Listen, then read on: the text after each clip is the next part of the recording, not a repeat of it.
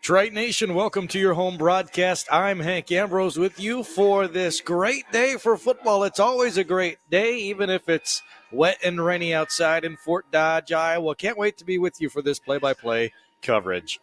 We have the national anthem here in person, so we will take a short one and be right back after the anthem for your pregame show right here on Triton Nation.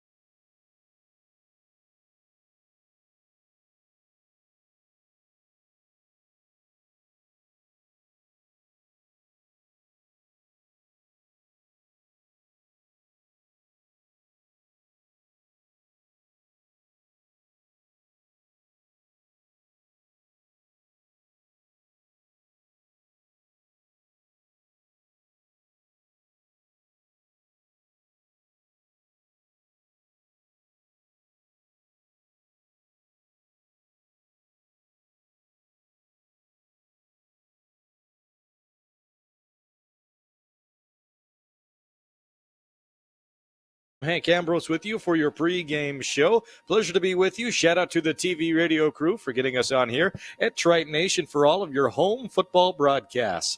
Today, the Iowa Central Tritons at 4-5 host the Garden City Broncbusters, who are 1-8 on the season.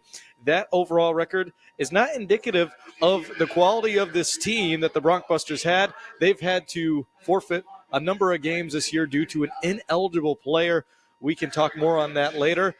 Play-by-play coming up in just a little bit with the kickoff as well. Triton's going to be wearing that icy 3 blue. Broncbusters looking like a combination of white and gray today. I cannot wait for the matchup today in this one. Let's go ahead and talk about both teams heading into this one. We're going to begin our talk with the Iowa Central Tritons. Tritons, again, they are 4-5 heading into today's matchup, coming off of a win at Independence Community College, 20-10. Very solid win. The week before that, they hosted Ellsworth in an ICAC matchup, 58-7. Their most recent loss came on October 12th, where they took on Coffeyville Community College. They lost that affair 31-20. But since that matchup, it's been all straight in the front mirror for the Iowa Central Tritons. Moving straight ahead, they've mustered a great last month of football up together, getting into the tail end of the regular season. More on the Iowa Central Tritons. Let's go to the team stats and the ones that I have highlighted that I think make the most of the difference for today. The Tritons with 32.2 points per game heading into the matchup in this one, and 378 yards per game. 242 of those are passing yards per game. About 37 of those are on the ground. They have 16 rushing touchdowns, as well as 20 passing touchdowns, so pretty balanced as far as touchdowns are concerned. Moving on to the first downs, they have over 166 accumulative first downs heading into the game today, including 60 rushing first downs and 87 passing first downs. This offense has been quite balanced this season when approaching the first down and the goal line. The Tritons have just taken the field. As you see on your screen there, the blue tops and dark blue bottoms. It's going to be a sea of blue today in Fort Dodge for this matchup against Garden City. Here come your Tritons, taking the field loud and proud. And a shout-out to the Triton Marching Band as well as the dance team and cheer team for rooting on our boys in blue today as well. And again, if you just joined us, I'm Hank Ambrose with your pregame show. I'll be with you all throughout today. More on your stats in just one moment. Let's talk about those Triton starting lineups. Now, these are projected. Not all of these will be for certain. This is The most up-to-date copy of starting lineups I have today, however, starting at quarterback today, Tyler Smith. He got to play football back last week. He was out with an injury earlier this season. The Tritons have seen a combination of 4 starting quarterbacks this season. All of them are so talented. They could be starting at any ranked program in the country. It's been really fun to watch this quarterback room and more or less the drama that has ensued in it. Again, I can't wait to see who takes the field today. We may be seeing a combination of quarterbacks today, truly, especially with the weather being wet, rainy, and cold out. But I do expect Tyler Smith to get the start today. We will see. He did get the start last week. Starting at tailback today, Sincere Bowers. Keep an eye on Anthony Hall today. He may be getting a little more touches. I think the Tritons are going to be a bit heavier on the ground more than usual. Starting at wide receiver, Dalen Houston, Dom Brown, Achille Maddox, and Austin Iobamadele. Austin is going to be your highlighted receiver of the day. Working him in the flat and working him over the middle of the field is going to be crucial for a victory in Dodger Stadium. And also Bryce Anderson, who'll be lined up at tight end as well. Your starting offensive line, starting at left tackle and moving over to right tackle, to be Caden Mason, Alan Pond, Joseph Calles, Hunter Ducharme, and Chigozie Okiki. Tritons have had a few injuries on the offensive line this season. Starting right tackle, Myshawn Turner, is out this week, as he was also out in previous weeks as well. And it looks like we have the coin toss down on the Dodgers center head. Let's await to see the outcome of this first. Tritons get the choice.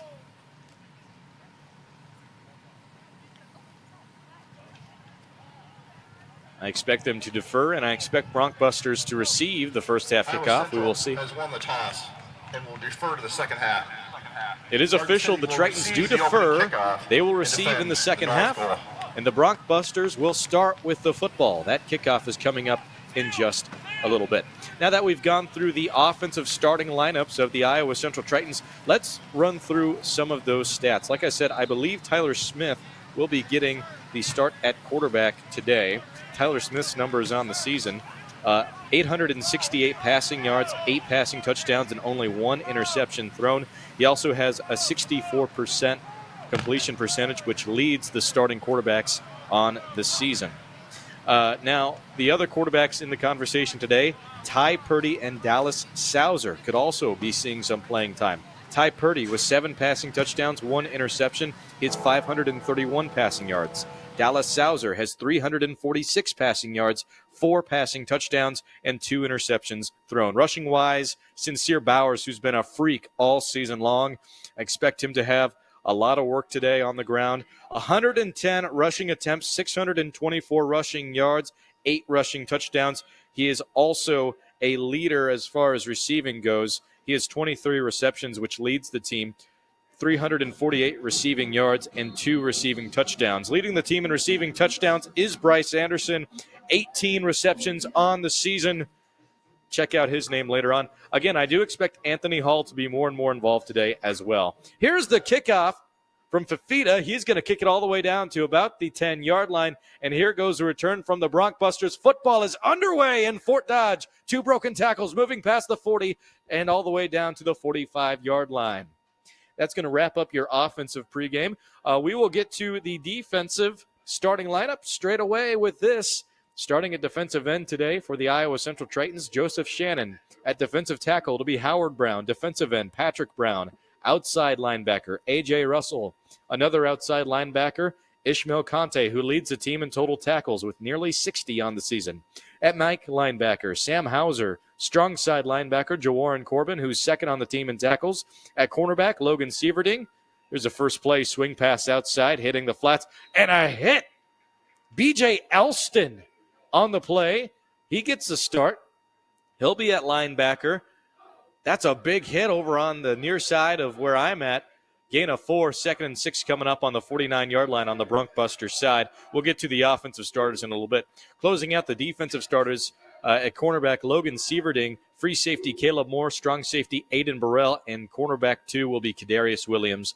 on the day. Here's the second play from the scrimmage, and a broken lane. He is on his feet, running past the 30, the 20, the 10, and all the way to the house for 6. A 51-yard rushing touchdown will start off the Broncbusters' very first drive of the ball game. And I'm assuming that is DJ back there. Let me get to my roster sheet. One moment.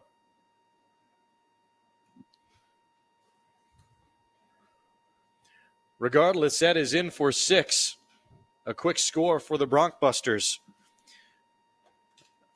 You could possibly say maybe out of positioning. It almost looked like he got in untouched there. 51-yard rushing touchdown, and they will take the PAT. It is up, and it is good. 7-0. We're going to keep it right here for right now because we still have some things to go over. 51-yard rushing touchdown, again, starts the day for Garden City. Iowa Central Tritons will get the ball coming up in just a little bit. Let's talk about the Broncbusters, as we were trying to do so a moment ago. So as you saw taking the field a moment ago, Tyler Nelson was on the field. He's their starting quarterback with 49 out of 100 attempts passing-wise. He has 481 passing yards and 2 passing touchdowns. Now, he's a mobile quarterback. Tyler Nelson, 64 rushing attempts, 509 rushing yards, and 7 rushing touchdowns. DeJuan Lacey is who just ran that in for 51 yards. He is a star running back, one of the better ones in junior college football in the nation. DeJuan Lacey, heading into this game, 903 rushing yards, 12 rushing touchdowns. His longest of the season has gone for 63 yards. A moment ago, it just went for 51. Here's a return now for the Iowa Central Tritons as they get to about the 25-yard line and swarmed up and brought down. He was still on his feet. Tritons will start on their own 25-yard line. If you just joined us, you're watching Triton football on YouTube. Iowa Central Tritons hosting the Broncbusters of Garden City. Tritons with a 4-5 record. Garden City 1-8 on the season. I'm Hank Ambrose with you for your play-by-play coverage. And looking at the quarterback, it is Tyler Smith who got the start. He's sitting in shotgun, trips to the right, and they hand off. First play, Sincere Bowers breaks free, showing Lacey what's up. Down the sideline to the 40 near the 35-yard line. What a great run from both offenses to start today. Sincere Bowers sets it up well.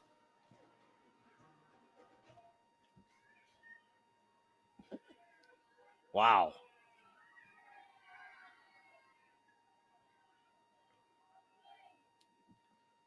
The Tritons in hurry-up mode moving forward. They're going to set up back to the 35-yard line. Tritons in the blue, Broncbusters in the white and gray. From the gun, double split to the right side, lone receiver to the left. Bryce Anderson lined up at tight end to the left side of the field as well, just to the left hip of the left tackle. Broncbusters showing 5 on the defensive line and 2 inside linebackers. They will hand off, bouncing outside. Sincere Bowers gets the work again. Like we said in the pregame, expect a lot of rushing attack today. And that may favor the Broncbusters. I was talking with some of the Triton coaching staff before we got to the kickoff, and they shared with me the Broncbusters, they love to run the football. Each year they have a whole lot of speed at wide receiver, at running back, at H-back, at quarterback, usually all over the field. And the thing about the Broncbusters is they run right at you, too. Even if they're not the biggest on the field, they run straight for you. Very aggressive rushing attack on offense there. Tritons back to it, 2nd and 5 from the 31-yard line. Broncbusters await the play from the gun. Another rush for Bowers. Bowers breaks 2 on his feet and rummaging forward. Another pickup of 15. He gets inside the Broncbuster red zone.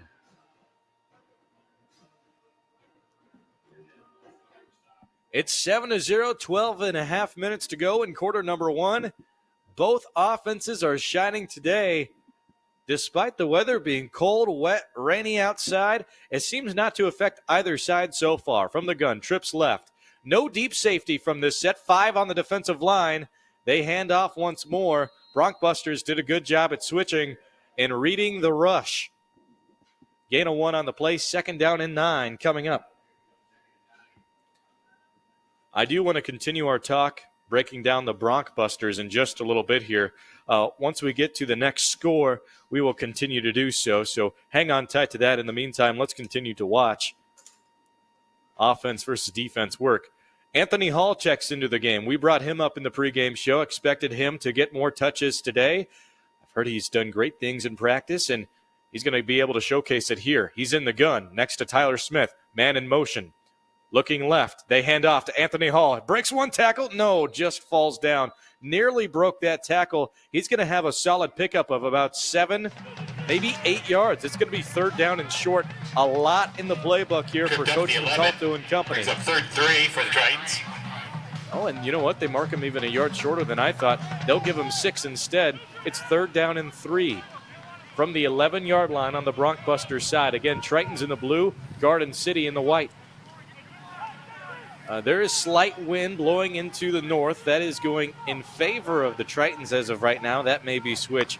Quite sporadic wind today in Fort Dodge. And another handoff again to Anthony Hall. He'll be wrapped up in the backfield. That is a really solid tackle from the edge rusher that time. I believe that was Dawson Johnson. It was. Who wrapped him up. Dawson Johnson of White Rock, British Columbia.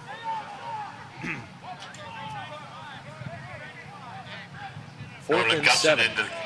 And Triton's bringing out the field goal unit. Nolan Gustafson looking to kick this for the Iowa Central Tritons. This is going to be set for about a 36-yard field goal. Gustafson is up, and it is kick is no good. Score made 7-0. It was trending right dead center and just hooked to the left. I'd say that the wind blowing in that direction did not help out today. So Triton stays scoreless after the first drive. It's 7-0. The defense will take the field. I want to continue to talk about the Broncbuster offense. We weren't finished there, so let's pick it up right here. So the Broncbusters, Tyler Nelson, the starting quarterback today.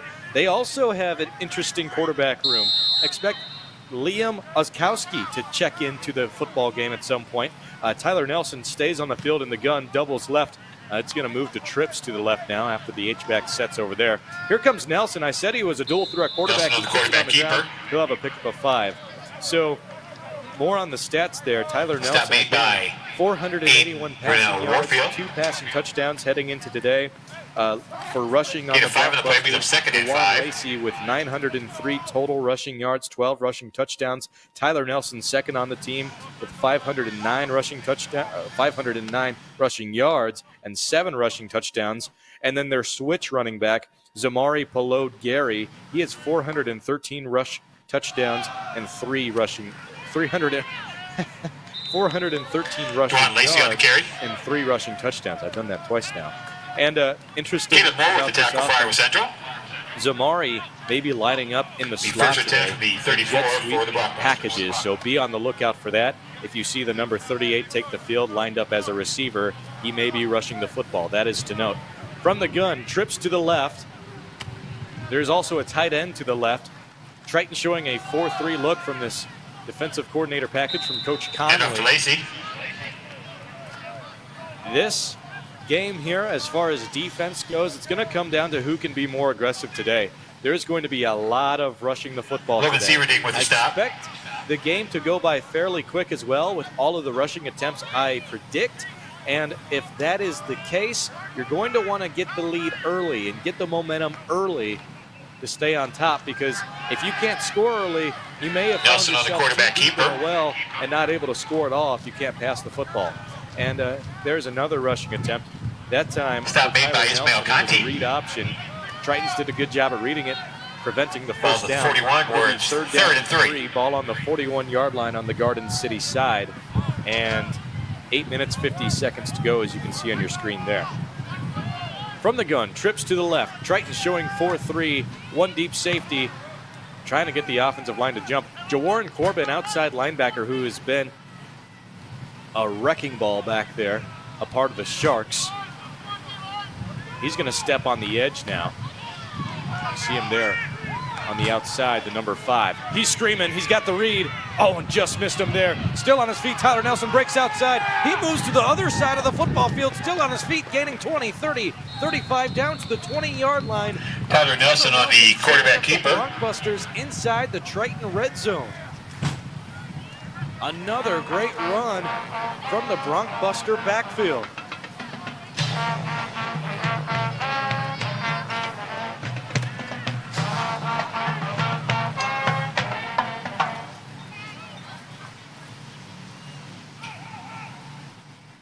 Here go the Broncbusters, setting up inside the 25-yard line. From the gun, trips right, lone receiver left.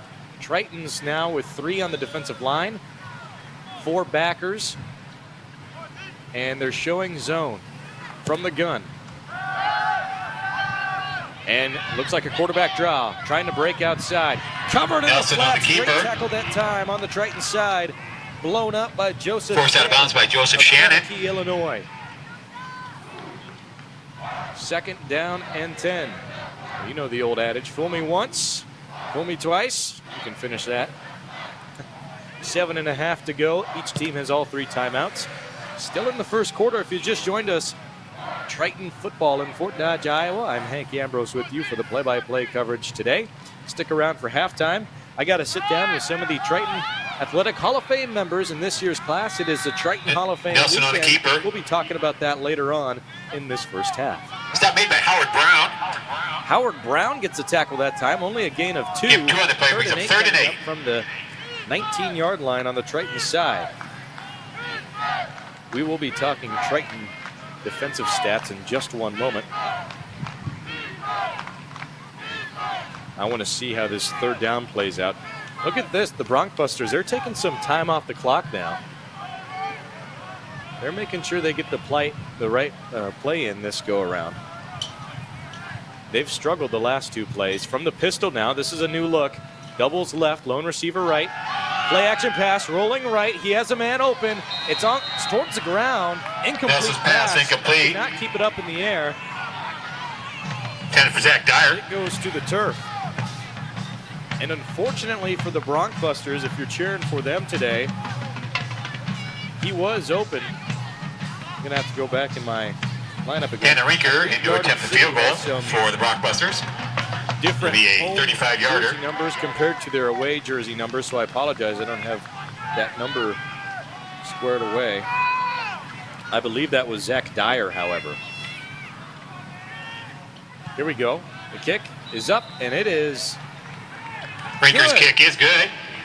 6:25 Rinker's remaining in the kick first is quarter. good. That's gonna be Garden good City from 10, Iowa Central 0. Near 36 yards. 10-0 Broncbusters with an early lead. 6:25 to go. I'm going to take a quick break. We'll be right back in 1 minute on Triton Nation.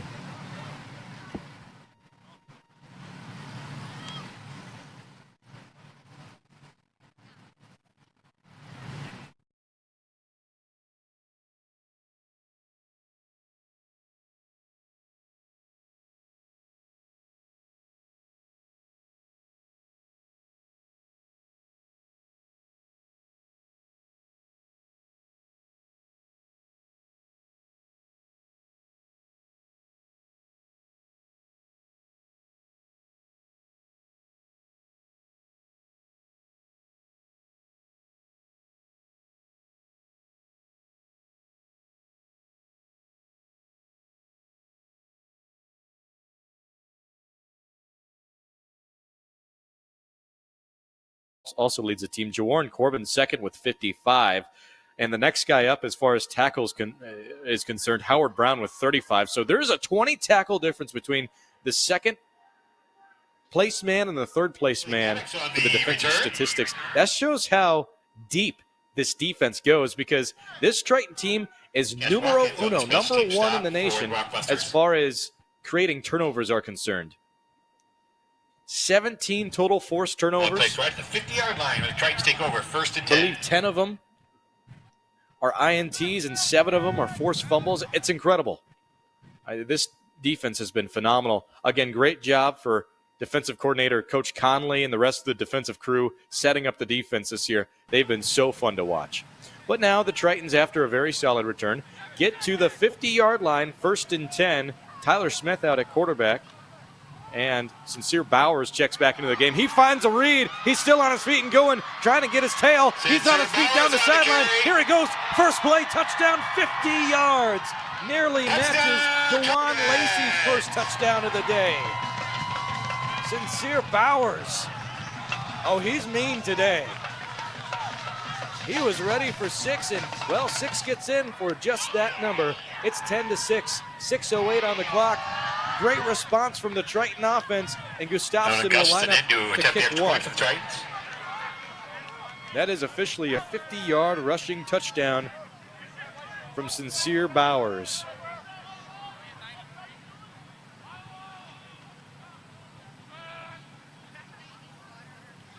Gustafson gets a good hold. It's up, and it is good. Extra point is good.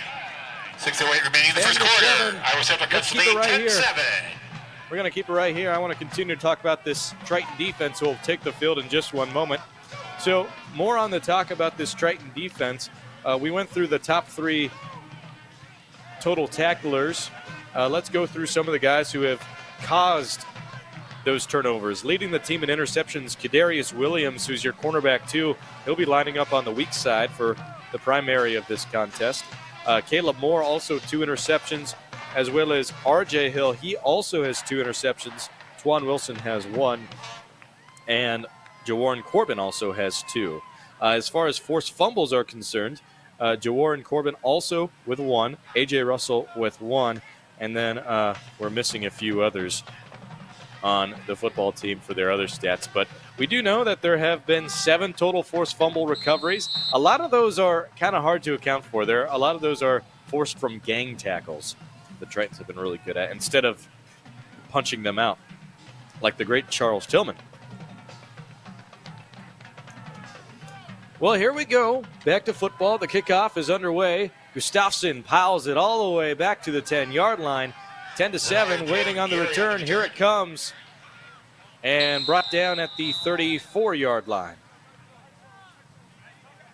On the return that time was the backup tailback, Pelot Gary, from their own 34-yard line. who looks like he'll be getting the majority of the work returning the kicks today. 10-7 is the score. 6 minutes on the clock in quarter number 1. Tritons going head-to-head with the Broncbusters of Garden City. Tritons trying to get to 5 today. Tyler Nelson stays out at quarterback. Here's a handoff. DeJuan Lacey. He's going to have a pickup of nearly 8 on the play. 2nd down and 2 coming up from about the 41-yard line. And it was R.J. Hill on the tackle that time.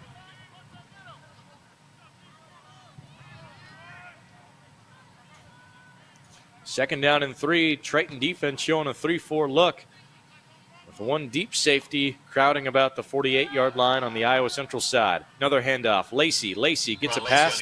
The first down marker. Pickup of 5. 1st and 10 for the Broncbusters coming up. It's 10-7, and again, this game is going by quick. Only 5 minutes to go in the first quarter. With all the rushing attempts we'll be seeing today, again, I expect it to be a quick one. We've seen only 1 passing attempt between both teams, and it went incomplete on that 3rd down and 8 conversion Broncbusters went for in the previous drive. Another handoff. Lacey breaks free, keeps it up the middle of the field. He's going to need to stretch it to the outside, trying to track him down. Can he get a leverage? No. Lacey scores again. Lacey with another long rushing touchdown. Speed kills, and Lacey proves why. He gets in for 6 once more. That is a 48-yard rushing touchdown. Rinker in to attempt the extra point. Rinker will go in to take the extra point. He hit that 36-yard field goal smoothly the previous drive. Thinking he'll be able to get this one too. Kick is up, and it is good. Extra point is good. 17-7, Broncbusters lead with 4:44 to go in the first quarter. We'll be right back with more football right after this on Triton Nation.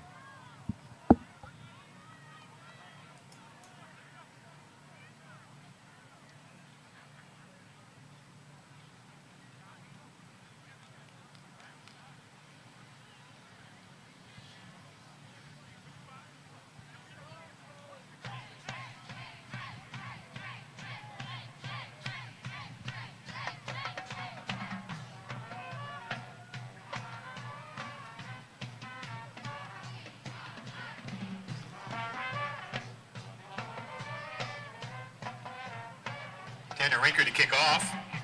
Terry Thorpe. Since your Bowers back deep for the Tritons.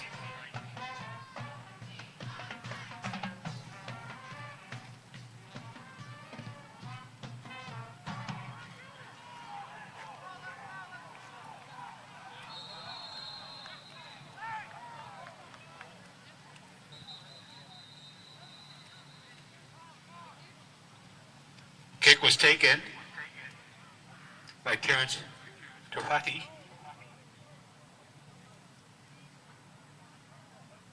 First and 10, Iowa Central, throw on 37.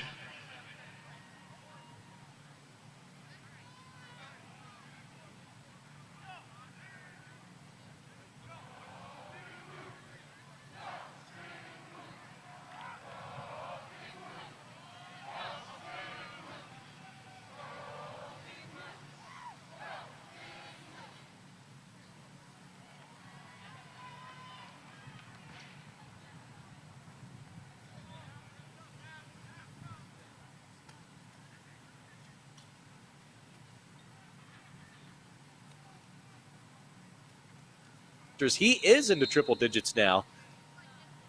What a hot start for both rushing attacks today. From the pistol, trips left, lone receiver right. 4-3 look on defense. Triton sent Bryce Anderson over as a blocking back and tackled in the backfield. Bowers on the carry. That's going to be a loss of possibly 3 on the play. Yeah, it's going to be a loss of 3. Second and 13 coming up. Loss of 3 on the play. The ball is now placed on the 34-yard line.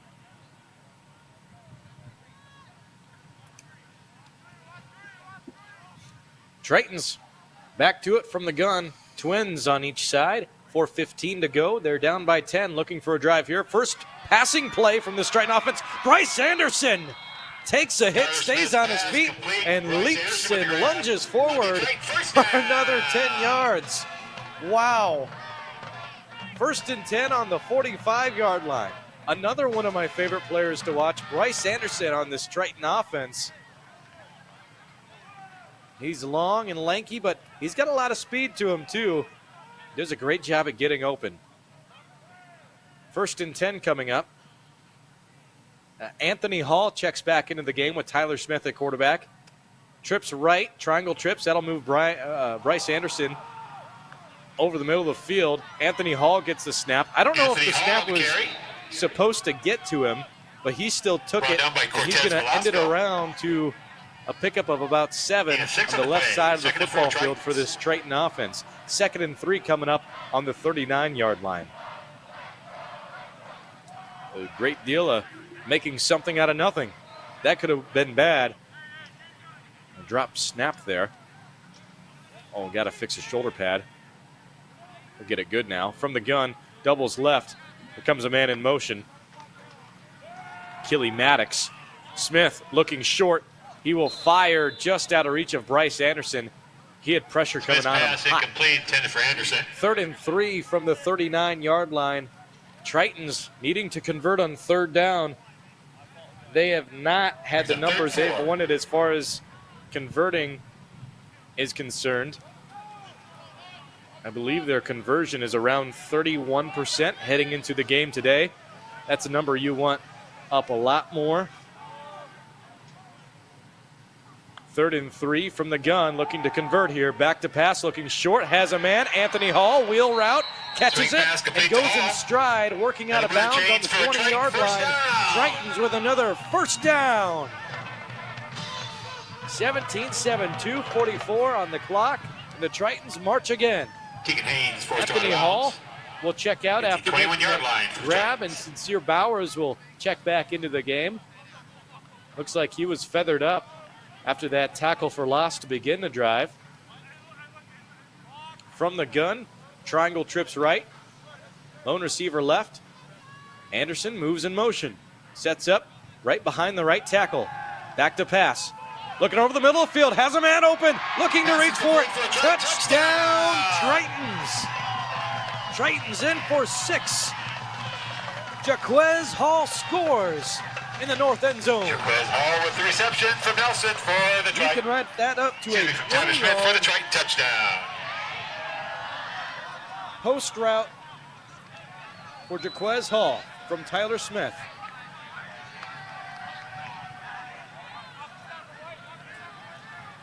That makes the score 17-13, and the Tritons respond once again. Keep in mind, Tritons getting that second half kickoff. We still have the second quarter to play. Extra point. The kick is up, and it's good for Gustafson. It's 17-14, 2 minutes, 37 seconds to go. We'll take a quick break and be back with more Triton football right after this on Triton Nation.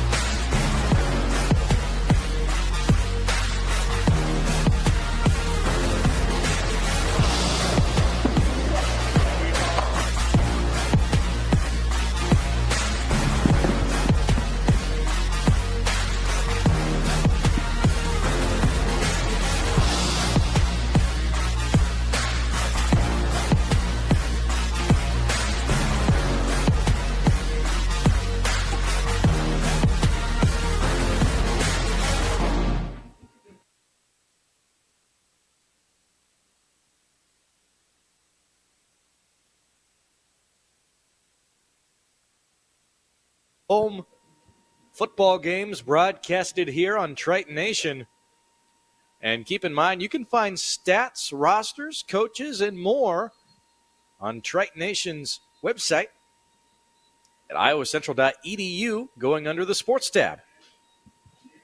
Hank Ambrose with you for the play-by-play coverage. We're in the making of a great one in Fort Dodge so far. 17-14, 2 minutes, 35 seconds to go in the first quarter.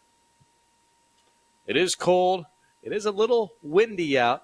And it certainly was wet and rainy in the pregame. The rain has died off, which is good to see. I do not know if it will be coming back later. It looks like there's a slight chance of it coming back for right now. In the meantime, Tritons will be receiving the second half kickoff, but we still have 2.5 minutes to go from the first quarter. The Broncbusters are still trying to figure things out. Well, I don't know. The coaching staff's talking with the field judge, who sits primarily on his side. Kicking team. 5-yard penalty. Illegal formation on the kicking team. First down. Okay, I did not pick that up. The Broncbusters coaching, I didn't even see a flag come out. I apologize if that did. I didn't say anything, but the Broncbusters coaching staff must have came over and notified the official, and yeah, he must have called it fair. So that'll give him a few extra yards. Broncbusters set up 1st and 10 from their own 30-yard line.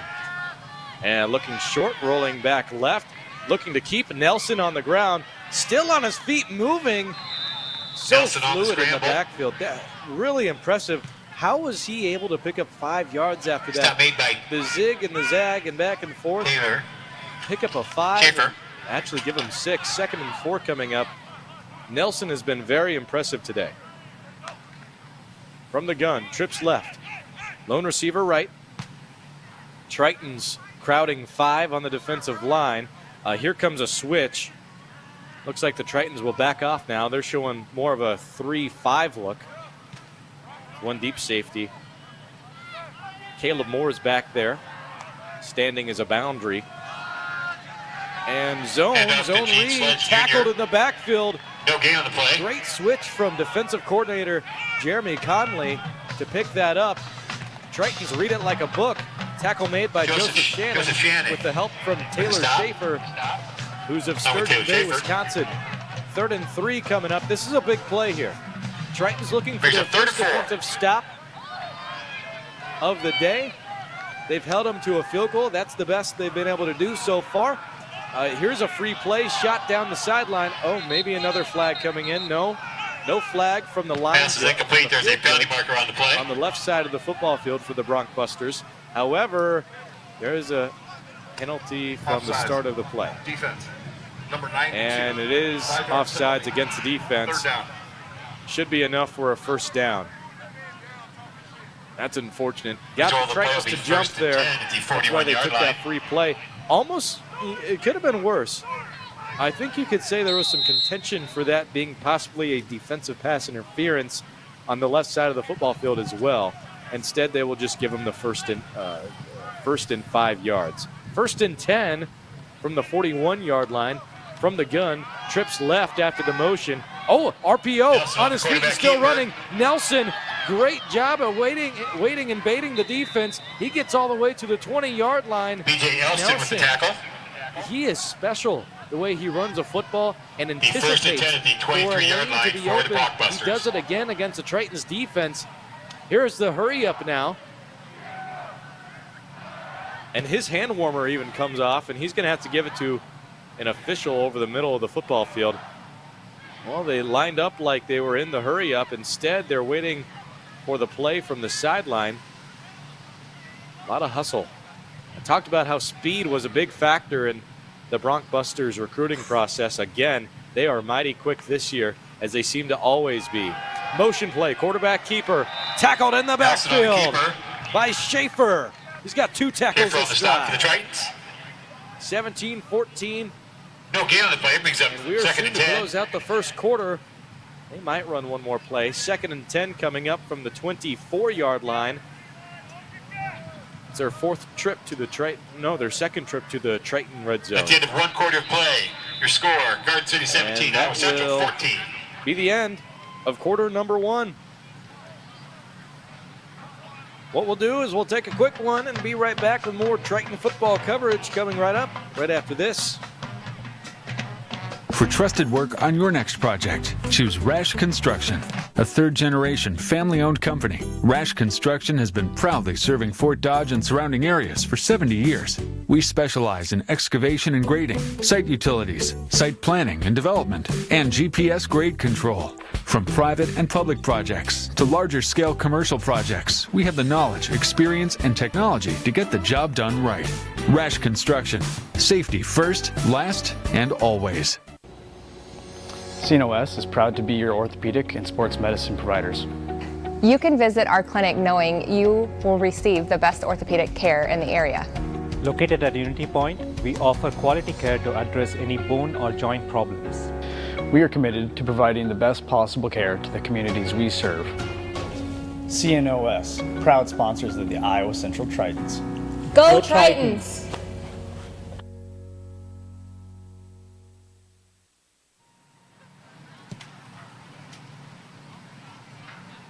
Triton Nation, welcome back to your home broadcast. Hank Ambrose with you for the play-by-play coverage.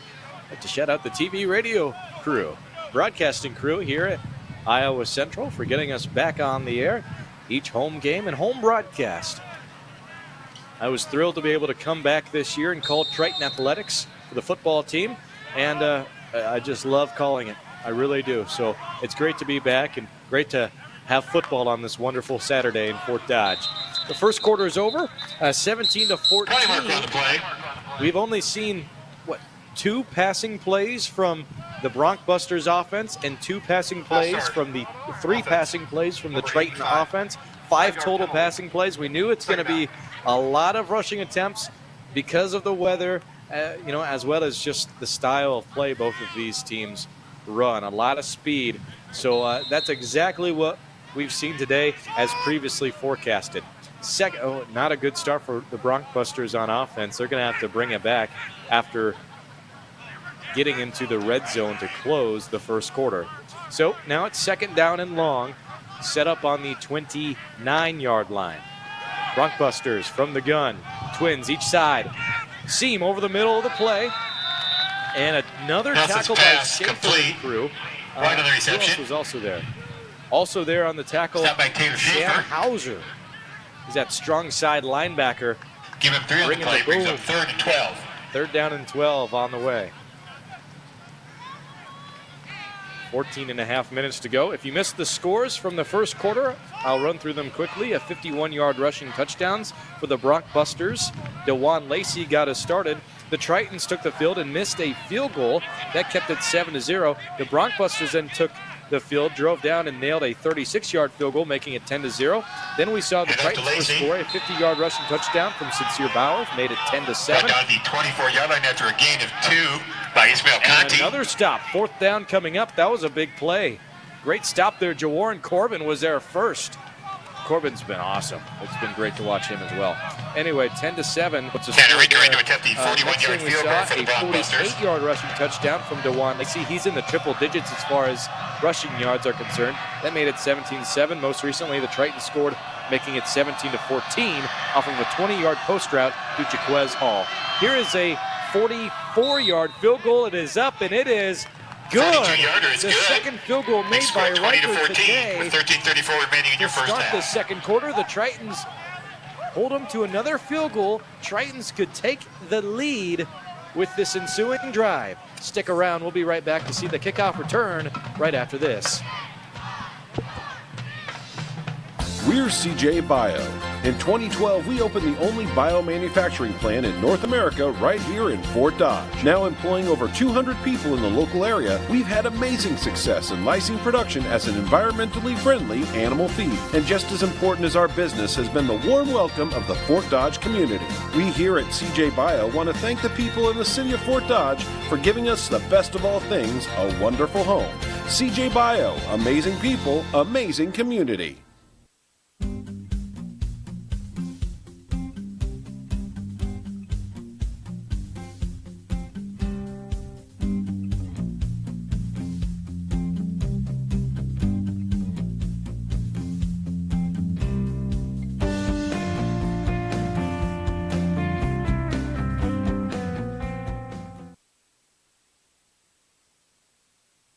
Triton Nation, welcome back to your play-by-play coverage of the Iowa Central Tritons hosting the Garden City Broncbusters. A lot of rushing attack today on the football field. The Tritons in the blue from head to toe, the Broncbusters in the brown caps, and the white tops and gray bottoms. Tritons showing their first offensive drive of the second quarter. Taking the field for the first time today, Ty Purdy checks into the ballgame.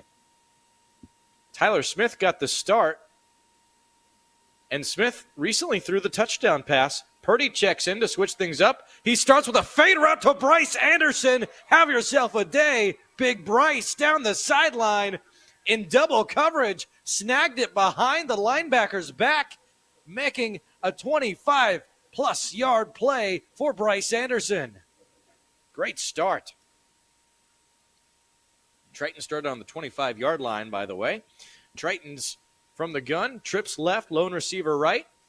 And the defense of the Broncbusters showing 4 on the line. And yes, this is a 4-3 look. Man-to-man coverage. Purdy will hand off to Anthony Hall. Anthony Hall on his feet. Hall still going. Speed kills again. All the way inside to the 2. Did he score? It's close. Wow. This is just play after play, highlight after highlight. And I think he got to the 3. And they'll put him on the 4. He lunged towards the 2. For a second there, I even thought he had the touchdown. Anthony Hall again. Wow. Between Sincere Bowers and Anthony Hall, they are too fast, too furious. Hall, let's get him in for 6. He's going to stay on the football field. 20-14. Tritons looking to take their first lead, capping off this drive. Let's see if they can do it from the gun. Ty Purdy is now in at quarterback. 2 split ends. One comes over, crossing over in motion of Ty Purdy. Hall counters outside on his feet, tackled in the backfield. Oh, look at this. They send everybody. I think 8 Broncbusters got there to tackle him. They'll call the play dead before he can be brought to the ground. 2nd and goal coming up from the 10-yard line.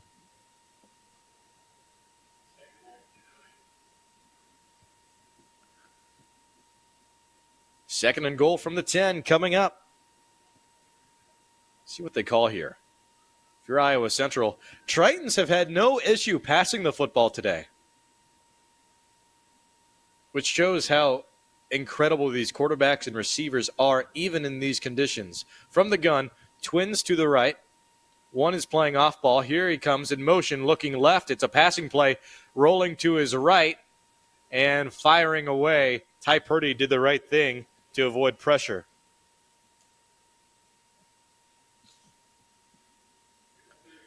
Third and goal. Ty Purdy has looked really good in his first drive, taking the field. Again, Tyler Smith got the start. He had an injury earlier this season. He first came back last week against Independence, and I think you could say he was not 100%. He tested the waters. He did not play the full game, and just like in that game, has not played the full game as Purdy is checked in. He's looked very good so far. Had that great play to Anderson, great pass to Anderson from earlier this drive. Trips left from the gun. Anthony Hall to the right. Firing over the middle of the play, and there goes Bryce Anderson in for 6. And that's going to tie it up at 20 apiece. Tritons will take a PAT to take the lead. Third down and goal. Tritons with an anticipation route from Bryce Anderson. 1 Mississippi, 2 Mississippi. Then he runs forward, wide open. Pass was right where it needed to be, as you saw from the replay there. Anderson in for 6.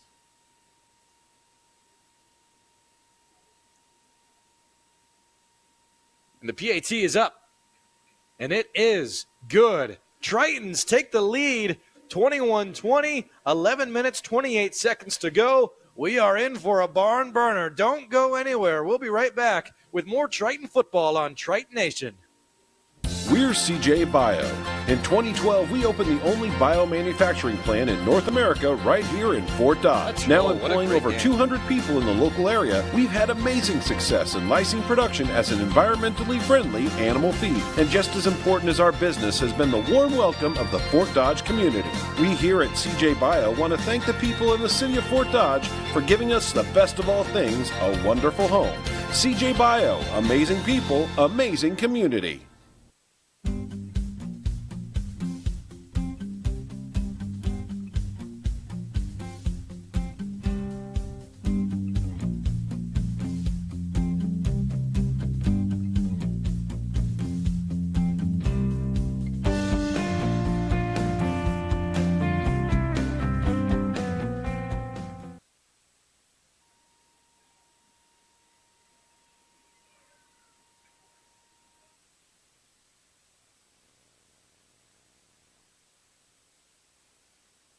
Iowa Central takes their first lead of the day, 21-20, 11 minutes, 21 seconds to go. Bryce Anderson scored off of an anticipation seam route from the 10-yard line. Bryce Anderson heading into the game today, 18 receptions, 177 receiving yards today, 3 receptions over 50 yards, and a receiving touchdown. Great start for Mr. Anderson, our tight end there. And he's done more than just that. He's looked fantastic when he's been used as a blocker as well. Here we go, the first drive after being down for the first time today. This rushing attack from the Broncbusters, impressive, dynamic, and again, they run straight at you. Like we said in the pregame, the Broncbusters, I mean, what can you say about them? They're just impressive running the football with both Nelson and Lacey in the backfield. 21-20, 11 minutes to go, and that was a pickup of 8 yards, 2nd and 2 coming up. Checking in to the gun, he's yet to have a rushing attempt today, their backup tailback, and they will get it to him. Another zone read, and he's going to be clobbered in the backfield. Gary on the carry. And it looks like maybe a Triton down. Slow to get up, I believe that's Howard Brown. And he will get up. It looks like he's okay. Just a little slow to get up. Well, he was there first on the tackle. 3rd down and 3 coming up. No gain on paper. He's up 3rd and 3. Zamari Pelode Gary stays into the game from the pistol. Gary checks to the left hip of Nelson. Twins left. Another handoff. Pelode Gary stopped again. Schaefer again. Schaefer did not get the start today, but he has been a freak on the field. Last drive, he had 2 tackles, 2.5. One of them from a gang tackle. This drive, a big tackle to stop the third down conversion. Schaefer in the running for being the defensive player of the day. 21-20, 4th down and 2. This looks like it'll be the first punt of the game for the Broncbusters. Punt formation.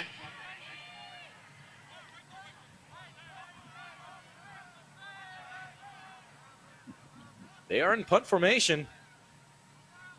Here we go with the punt. It is up, heading all the way back. Thorpe brings it in, looking to make his first man miss. He can't. Shake him off, and he will be brought down at the 15-yard line. Tritons take over 21-20. Again, Tritons, they get the kickoff return to begin the second half. Thomas with a stop. So go up and score here, take some time off the clock, and then if you do that and get a defensive stop, oh my, you're going to be looking clear from here on out. Triton Nation, we're going to stay right here. If you just joined us, we got a great football game today on Triton Nation's YouTube channel. I'm Hank Ambrose. I'll be with you all throughout today. And again, a shout out to the broadcasting crew for getting us on air on YouTube. Tritons come out in the gun. Purdy is in the backfield. Stack doubles to the left, spread out really far. Anderson now moves to the right. And they're trying to set up Bowers to the left side of the football field. And he'll be tackled in the backfield. Correction, that was Anthony Hall. Brought down by number 90, Shaquan Bowser. Bowser, linebacker of Garden City, makes the tackle that time. That was a loss of 3. 2nd and 13 coming up. I have not seen Sincere Bowers check into the game. He wasn't in the previous drive. It's been all Anthony Hall, who's looked really good today as well. From the gun, back to pass. Rolling right, flipping left, and throws out of bounds, throwing it away. 21-20. That pressure was coming in hot. Purdy made the right decision again. Garden City. 3rd and 13 for the Tritons. 3rd and 13 for the Tritons. 8 minutes, 26 seconds to go in this first half. This is the longest conversion the Tritons are looking to pick up today. Not a lot of penalties today. Tritons have been very disciplined. 10 seconds on the play clock. We're still yet to get set. Trips right, doubles left. No one in the backfield besides Purdy. Purdy, back to pass, looking over the middle of the field. Fires, interception on his feet with the return. Going inside the 10 to the 5, looking for the pick 6, and it is a touchdown. Pick 6, Broncbusters. Touchdown by the Broncbusters. Pick 6 made by Michael Thomas of Texarkana, Texas. Michael Thomas scores. Thomas on the pick 6 for Going to set this return up about 35 yards. 35-yard, about pick 6. And the Broncbusters go back on top. PAT coming up. Oh, hang on now. Timeout. Gardens. Out of the half. Was a timeout called? I think they're going to think about going for 2 here. Yep. The Broncbusters coaching staff took a timeout. We're going to keep it right here, though, because you don't know how soon they're going to take it.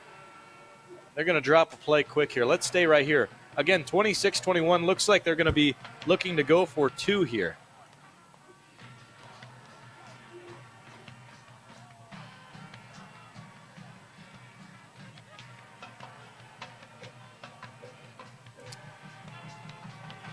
Well, Michael Thomas, let's go on the stat sheet. Let's see if I can see how many interceptions he has this year, unless that was his first.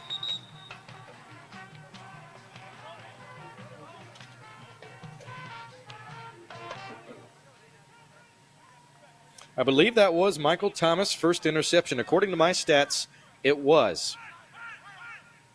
Now, I know that the Broncbusters are playing without 2 of their top defensive players, Nathan Baudry and Bobo McKinnon. Baudry second on the team in interceptions, or rather Bobo second on the team in interceptions with 4. still able to get a pick six touchdown, and the 2-point conversion is good. 28-21. 28-21, Broncbusters take the lead. Tritons returning the kickoff coming up right after this.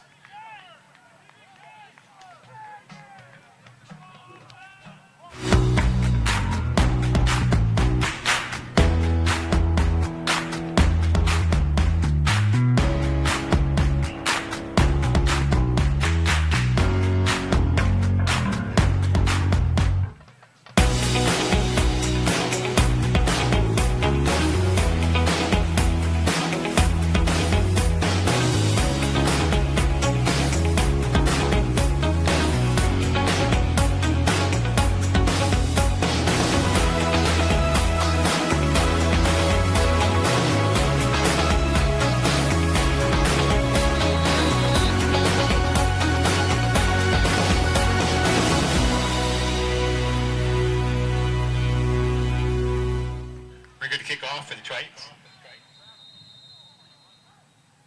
Ball's restored back deep for Iowa Central.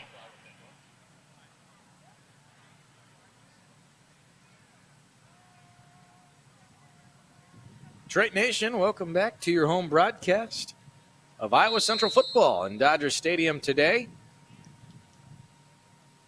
Got gray skies. It's going to be that way all throughout. And it's cold. This is definitely fall weather in Iowa. Broncbusters coming from Garden City today. 28-21. Broncbusters record 1-8 on the season. Tritons are 4-5.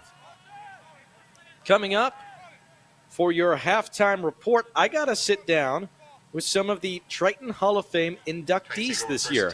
Barb Crooks, former basketball player of the Iowa Central Tritons. Bobby Thompson, former wrestler of the Iowa Central Tritons, also the Fort Dodge High School head wrestling coach for the past 20 years now. He's coming up on his 20th season as a head wrestling coach. And also Darylyn Dunn, a former tailback under Coach Twait, the athletic director, former head football coach of the Iowa Central Tritons. So you'll be hearing those interviews during halftime. Be waiting for that. 28-21, we're back to football here in Fort Dodge. Broncbusters 2 timeouts to go, and the Tritons are going to take one here as well. Looked like some confusion on the field for the offense. 8 minutes, 16 seconds to go, and let's just keep it right here. Something I'm interested about, I need to check the sideline. We have not seen Sincere Bowers in the second quarter, and we have not seen Tyler Smith in the second quarter.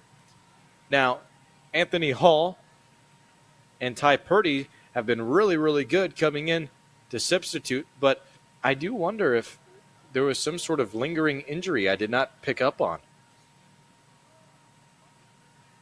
In the meantime, yep, it's going to be 28-21, both teams with 2 timeouts to go. Tritons are receiving the second half kickoff. There is Sincere Bowers. So Sincere checks back into the game, and Tyler Smith checks back into the game as well. So no, they are just switching on offense. You know, one of the things that I was incorrect about the Broncbusters in the pregame show, I expected to see some more switching between their quarterbacks because they've also had a flurry of quarterbacks come in and do the job as well. But no, we've yet to see a switch, and I don't know if we will. Nelson has been very effective today for Garden City. Bowers gets the touch, and he will not pick up any yards that play. 2nd and 10 coming up. Ball on the 25-yard line.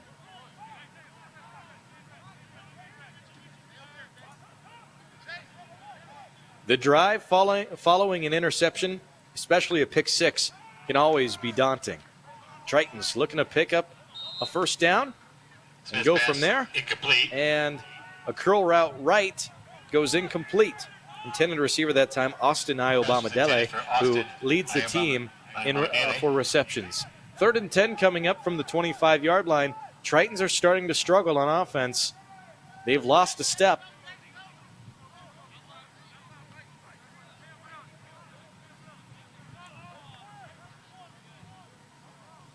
Tyler Smith in the backfield with Sincere Bowers. Doubles on each side. They're going to stay bunched in. Bowers now joins the weak side of the football field. He's got open space over there, and flag flies. False start. Offense. False start against the offense. 5-yard penalty.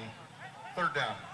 5-yard penalty. It's going to stay third down and now 15 from the 20-yard line. Here we go, Big Blue. We need a big play. Tritons need someone to save this drive. Third down and 15, 7:38 on the clock, 28-21. Both teams 2 timeouts to go. Back to pass, looking left, looking right. Here goes Smith. Smith with a stiff arm. He's got 2 other guys coming in hot, and they will bring him down in the flats. And with the tackle. The clock will still be running. For a second, I thought he got out of bounds. No. Tritons Brings up are 4th going and to 11. deal a 3 and out. So Fafito will go back to punt this. And the return man will stand at about the 48-yard line. The return man for the Broncbusters. We got a new man in. This may be Demetrius McKelvey.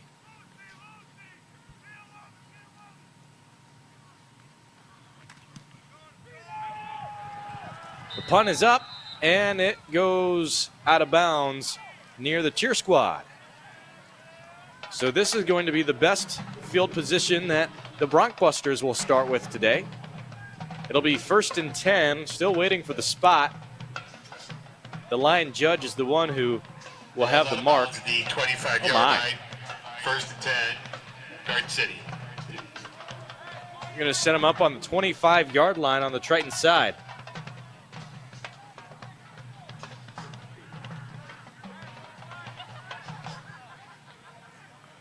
Great field position here. Oh, and a new tailback comes in. Nelson stays in the backfield. Twins right, lone receiver left. Very tall, vertical receiver. And inside rush. And that's going to be swallowed up again. That zone read is not working going against the Tritons defense. Their first for Iowa Central. A combination of Howard Brown as well as Ryan Russo. It's the first time we've called Russo's name today. Ryan Russo with the stop along with Howard Brown. Goose egg on the last gainage.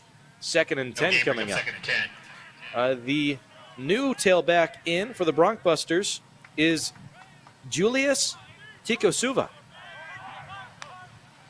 From the gun, play action, open man, and just out of reach.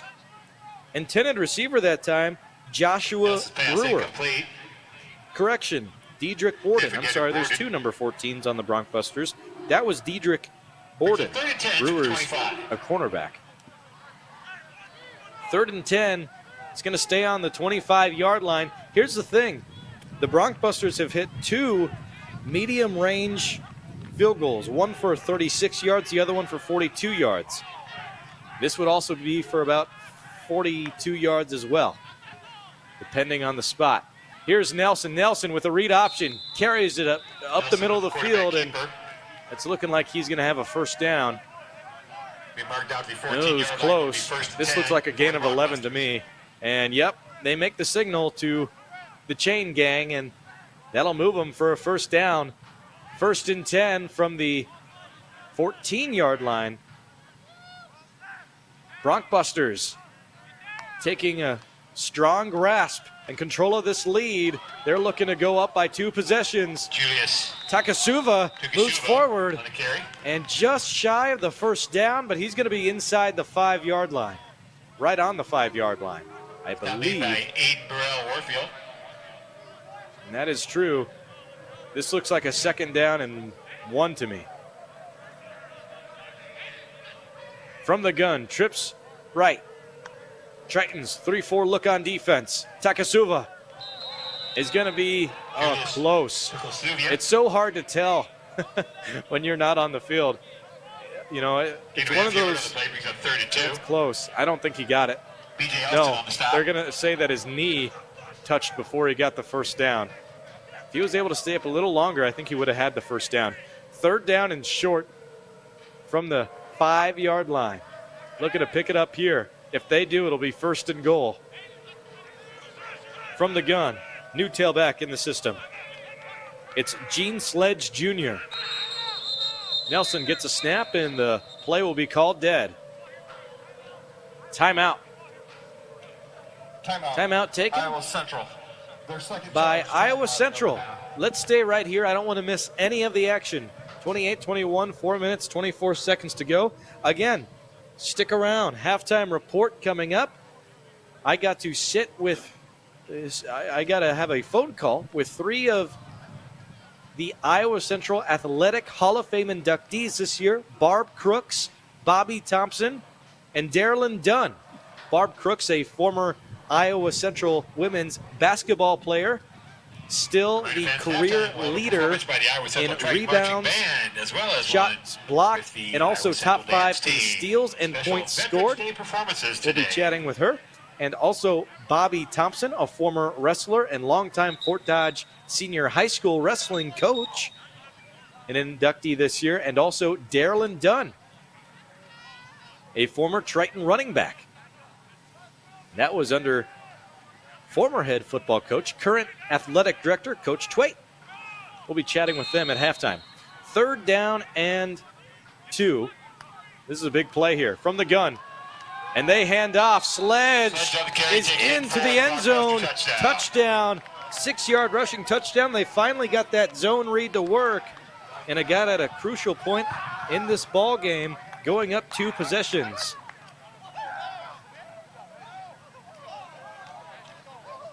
That makes it 34-21. The PAT's coming up. Rikers had a really good game today. I expect him to make this. Yet to miss a kick so far. Here it comes. It's up. Extra point. And it is good. 35-21. Broncbusters take, again, a grasp lead. And we'll be right back with more Triton football coming up right after this on Triton Nation. Today being run by the Iowa Central Track and Field team. They've got burgers, cheeseburgers.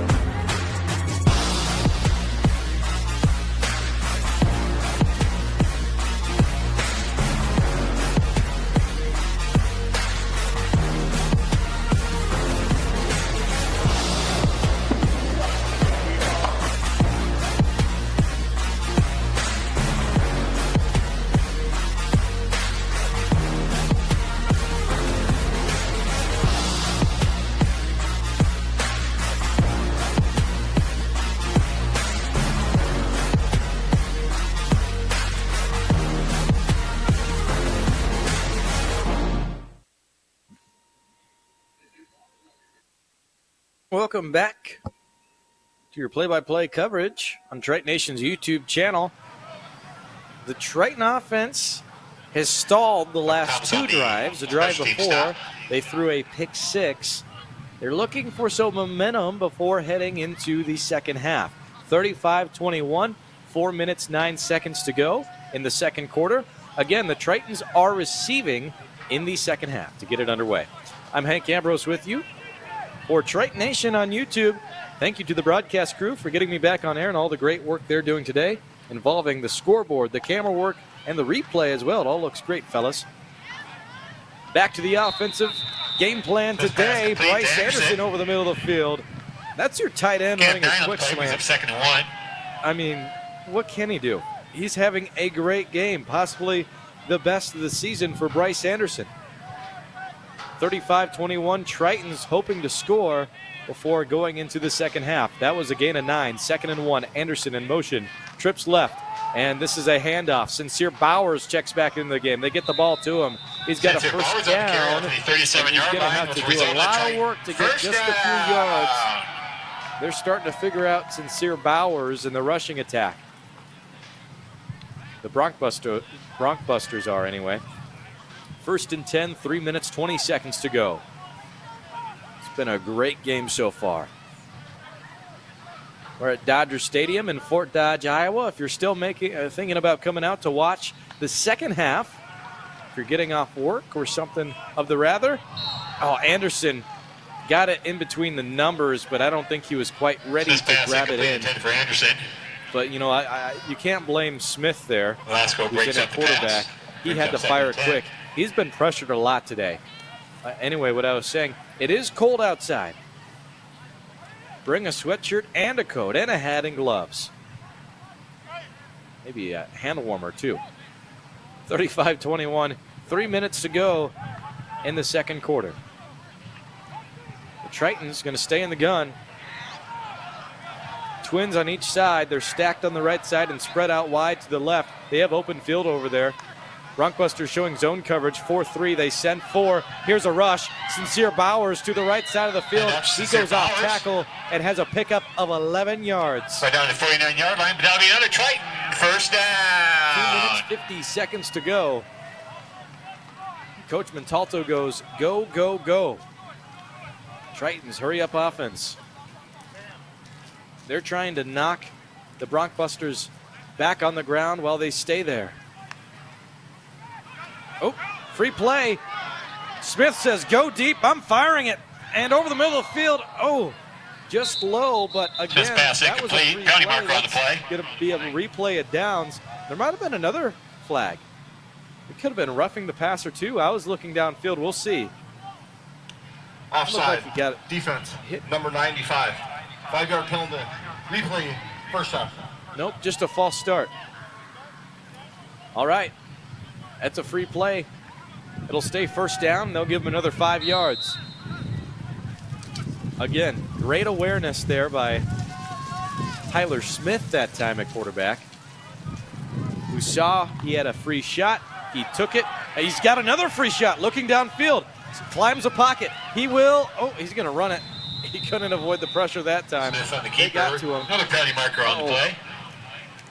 And Smith goes down. Looks like he's in pain. Offsides. Defense. Number 73. Yeah, and he's 5-yard penalty. shaking up on the Replay. field. First down. They're going to, he wants to stay in, but, you know, I think they're going to have to take him out. Penalty results in Triton. First Ty down. Purdy will come on, and Smith is frustrated. He's had that leg issue. Purdy will check back into the game.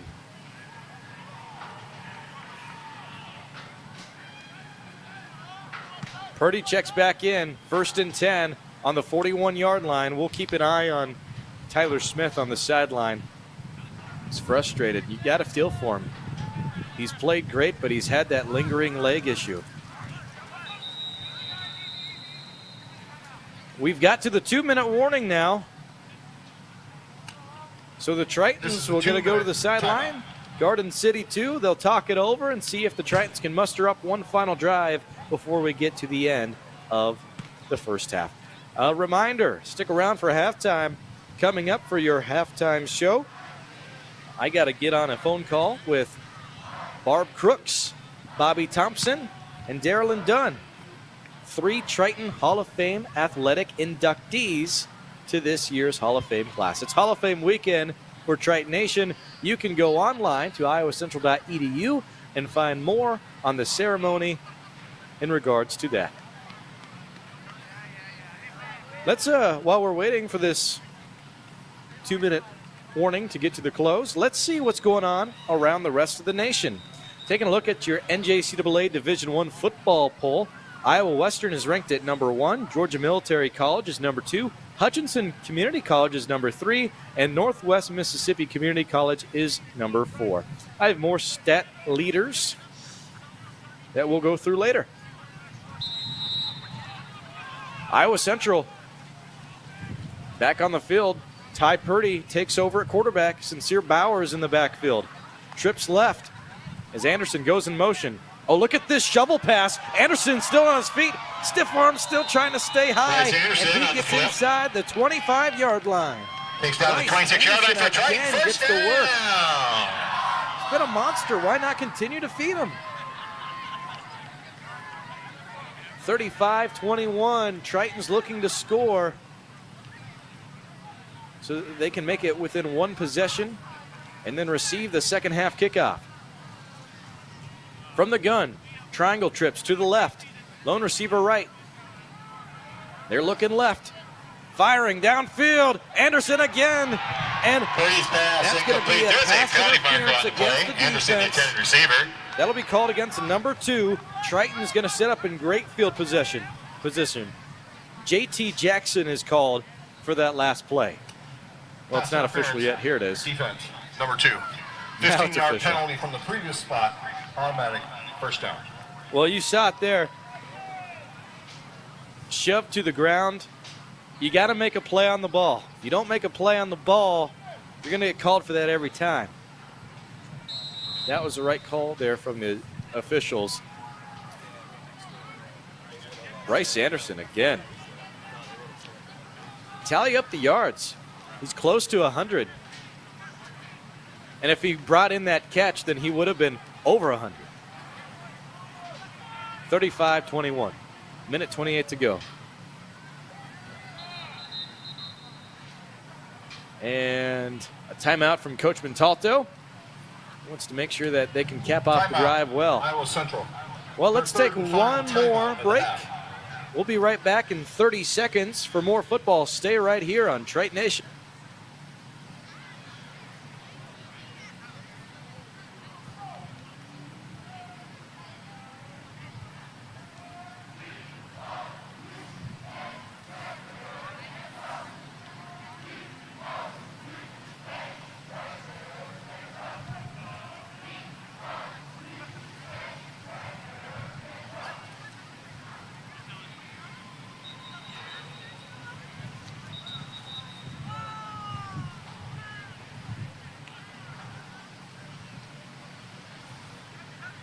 Triton Nation, back to your broadcast. 35-21 the score you see on your screen there with a minute 28 to go. 1st and 10. Coach Montalto just took a timeout. Tritons have no more timeouts to go. Broncbusters have 2 remaining. 1st and 10 from the 13-yard line.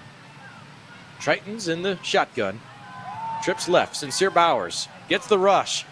Bowers tackled in the backfield. Carry going to be brought down for a loss back at around the 18-yard line. What I saw there, I don't know if you saw it pick up there, but I saw Caldwell, the first Broncbuster to be there. Receivers fall down. Jaquez Hall, who caught that touchdown pass earlier, he tripped at the beginning of that play. It looks like he was set up to be a blocker on that play, setting the edge. And I think if he didn't trip to begin that, he would have set the edge, and Bowers would have had a gain of a couple there. There were other guys in that area, but that is a loss. That's a loss of 7, 2nd and 17. Ball on the 19-yard line now. From the gun, doubles right, lone receiver left. Bryce Anderson in as a flex, back to pass, looking over the middle of the field, roaming to his left. Firing pretty open, touchdown. Pretty fast. Touchdown 12 for his 2nd grab of the day. That is Jaquez Hall finding the end zone again. Touchdown reception. Jaquez Hall, you see there, found the soft spot of the defense. No one was around him. He just ran a fade to the end zone, and he stayed there in that corner. He originally had man-to-man coverage on him. Ty Purdy climbed the pocket, waited for an opening, saw him, fired with great precision, and got in for 6. And the kick from Gustafson is good. Extra point. Sales through the upright. 35 seconds remaining in your first half. 35 seconds to go in the first half. Iowa Central cuts the lead. 35-28. Right after this on Triton Nation.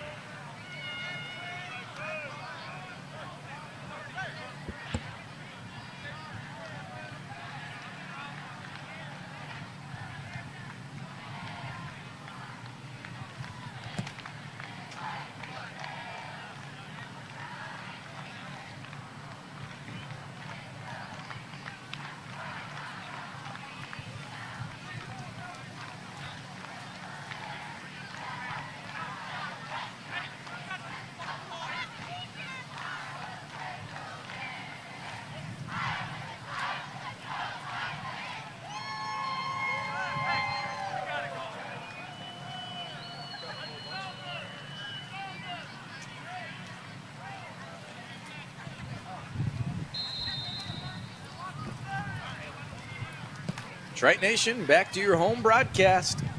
Setting up to kick it. 35 seconds to go from the first half. Up and away to the 25-20 where it goes dead. And the return man goes out of bounds. Kickoff and that goes out of bounds. Jeremiah Caldwell takes it out. 33 seconds to go now, 35-28. Broncbusters have 2 timeouts to go. Tritons have none. Broncbusters have only passed the ball 3 times. Ball safety, 23-yard line, was first and 10 for Garden City. Very effective on the ground. But can you score in 33 seconds? 2 timeouts with 77 yards to go? I don't know. They may not even go for it. Yeah, they won't. They're just going to take a knee and let it wind down the first half. That'll be the final play of your first quarter. Tritons are going to receive the second half kickoff. In the meantime, we're going to go ahead and check in with Barb Crooks of the Triton Hall of Fame inductee class of 2024. We'll be right back with more play-by-play right after this. Back at the Triton Halftime Show on Triton Nation, I'm Hank Ambrose. Joining us today is Barbara Crooks, a 2024 Triton Athletic Hall of Fame inductee for this year. Barbara, thanks for joining us today, and congratulations on the inductee. All right, thank you, and thanks for having me, Hank. I've been really looking forward to this interview, and yes, thanks for joining us today on Triton Nation's YouTube channel. Ms. Crooks, you were with the Iowa Central Tritons women's basketball team in 1990 through 1992, played 2 seasons with the Iowa Central Tritons, and we'll talk about the Tritons, but you also went to Fort Dodge Senior High. Yes, I did. At Fort Dodge Senior High, lots of friends, families, just getting my education, of course, playing basketball, and enjoyed being, in the hometown where my family can come and watch me play. After high school, I did go to Drake for a semester before coming back to Iowa Central. Family is like everything, and being able to have them like in the crowd while I'm playing basketball, whatever, was very important to me. So when I came back to Iowa Central, just seeing my family and friends out there, was a great deal to me. And you had siblings that also attended Iowa Central and played athletics, correct? That's correct. The late Joe Crooks, he played football for Iowa Central. And then I believe my brother Johnny Crooks played for Iowa Central as well.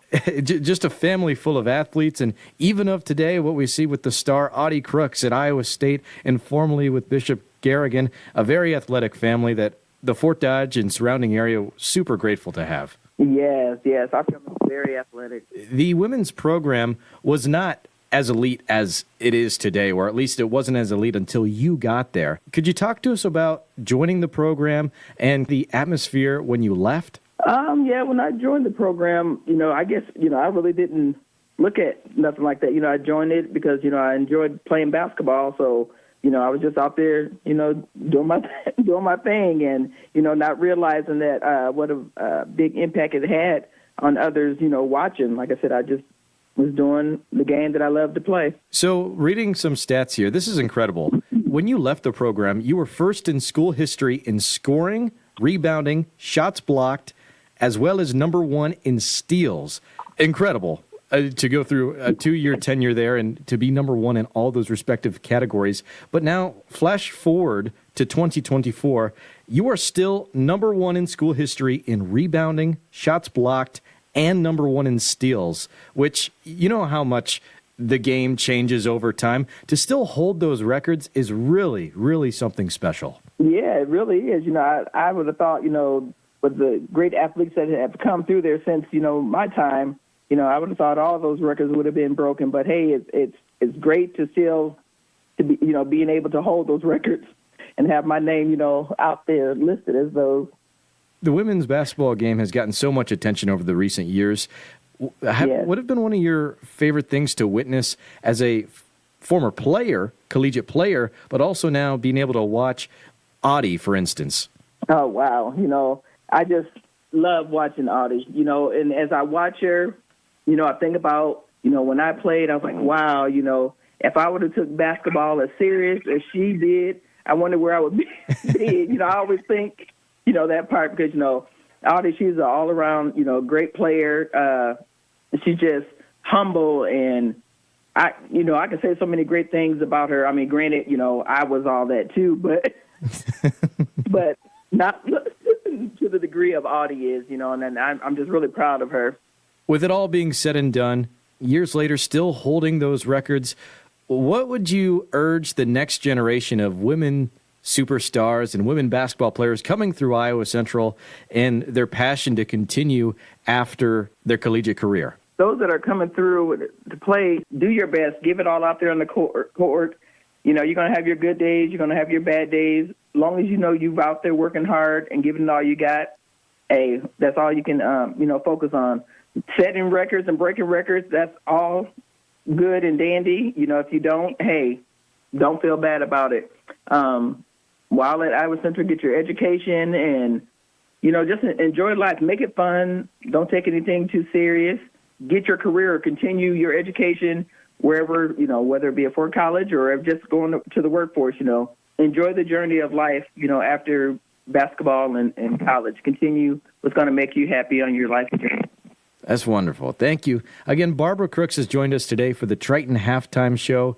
Miss Crooks, congratulations on being an inductee into the Triton Athletic Hall of Fame. Thank you so much. I really appreciate it. Triton Nation, welcome back to the Halftime Show. Hank Ambrose with you. And now we are going to be bringing on one of the inductees to this year's class, Triton Hall of Fame. Coach Bobby Thompson joins us today. Coach, thanks for joining us. Thanks, Hank, for having me. I appreciate it. Wrestler and longtime coach of the Fort Dodge Dodgers, alumni of Iowa Central Community College. It's great to have you on today, and I figured we'd go through your tenure as a wrestler in Fort Dodge. Okay, yeah. I mean, it goes back a long time, about 40 years, so hopefully I can remember it all. If you don't mind, take us to 1980 when you had that first state title run as a team. We did. I was a 14-year-old freshman. My brother was a senior. We had quite a few upperclassmen, but we also were reloading with the underclassmen, so it was a pretty unknown year. I think we were probably ranked 6th in the state going into the tournament, and we had it locked up on Friday night. So it was probably one of the most memorable high school experiences of my life. I mean, because the expectations were low, and we went in and just got the job done, locked it up, and for Coach Don Miller, and it was a great experience for a 14-year-old kid to be able to go down and experience that. And what was it like to come back to Fort Dodge after winning the state championship? Oh, man, it was something else. I mean, because, it's been a long time since Fort Dodge won a state title. Back in the Fred Cooper days, Don Miller brought that back, got the steam ball rolling, 1976 Dream Team, and then us, getting the gold title in the 80s. So our community is unbelievable as far as support, and it still is. It was then, it still is. I mean, I couldn't do what I do as a coach without this community. They make my job so easy. And when we came back, literally, we were treated like kings. I mean, I don't think I was in school in the afternoon ever. I was getting free haircuts, going to Kiwanis, the Eagles, and it was definitely a highlight probably of my high school career. Unfortunately, it came as a 14-year-old freshman, and then my brother graduated, and it kind of was different after that. But I know how grateful you are to Coach Papa Don Miller. Could you talk to us about Coach and what he's meant to you throughout your tenure as a wrestler and a coach? Well, he just created an atmosphere that, I've been really fortunate my whole life. I mean, even as an elementary kid here in Fort Dodge, I had Charlie Burke and Howard McCready that worked at the mills, and they would come down to Hillcrest School and roll out these gray mats that were hard as a rock and get down in their jeans and teach us the basics of wrestling. And then I left there and went to North Junior High, and I had Walt LaFollette and Ray Schiller, and they were incredible coaches. So then when I went to the high school, it wasn't a big transition because Walt was a disciplinarian, and he got us ready for that transition. But then you had, Don Miller, Hans Getch, and Jerry Einwalter, 3 great coaches that, came in and took us to the next level. And then of course, the next step, Iowa Central, and on from there. I've been blessed to be surrounded by great coaches, and, I feel like in my own coaching career that I've taken a little bit of all of them to make me. Yeah, because they're all different. Let's go to your time as an Iowa Central Triton. So you come from Fort Dodge Senior High, and you don't go to Iowa Central right away, do you? No, I didn't. I went to Iowa State University. And And it really, it just wasn't the right fit for me at the time. And, I lasted a semester, and I didn't have a real good semester. And, I don't know, maybe being away from your family and friends and the support of Fort Dodge and the coaches that you had here. And it was just different. And I must not have been mature enough to do it. And I come back to Iowa Central, and my mom said, well, you're going to school. You don't have to wrestle, but you're going to school. And so I enrolled at Iowa Central, and I'm sitting in the student center, and Coach Denny Fredericks, came up to me, and he said, hey, I understand you're having a wrestle. I said, yeah, I think I've had enough of it. And he said, well, can I take you to dinner and talk about it? I said, yeah. And I went to the dinner, and the rest is history because, I could feel, I just felt like it was back home, and I was with a trusted community member, and I felt like, he was going to do what was best for me. I believed in him, and it worked out great. Do you feel that you going to Iowa Central broadened the horizon to you eventually becoming a coach someday? Oh, without a doubt. I mean, Iowa Central, Coach Fredericks and Coach Denny Hyman were my coaches, and we as a team never wanted for anything. They did whatever we need. I mean, if I needed my singlets in between rounds washed, Denny Hyman would come get them laundered, they'd be ready. Denny Fredericks take you, do whatever. It's like having wrestling for family members. And if I had not went there and wrestled again, if Denny hadn't talked me into that, I would not be not only not coaching, I don't know if I would have graduated. I most definitely would not be doing what I'm doing now. I mean, so I utilize, and not only them, but like the instructors at Iowa Central, Dr. Tony Colvett, Dr. Dean Kramer, just to name a couple. I mean, they took a special interest, and I took advantage. Luckily, I took advantage of the resources that Iowa Central has to offer. And, I think about it. They changed my life, and I think they've changed a lot of people's life. With what you've done to the Fort Dodge wrestling community in general, we are so grateful to have you, and I know that means a lot speaking on behalf of Iowa Central. Coach, I want to read some stats because this is incredible. This is, as a coach, 95 state place winners, 232 state qualifiers, and 21 state champs as a head wrestling coach for Fort Dodge Senior High. Incredible. I mean, that you guys do a better job of keeping up on that. I'm year by year, and I couldn't tell you any of my stats every year. I mean, I will say this again. I mean, and I mean this from the bottom of my heart. I've been very blessed in the 20 years I've been at Fort Dodge. I've never had a bad wrestler, and I don't mean they're not all Drayshawn Rosses and Drake Aiellas, but they're not. They're good kids, and I mean I've been really lucky. I've never had a kid that was, like an embarrassment to our program, or I had to kick him off, or I mean I've had good kids. Some are great wrestlers.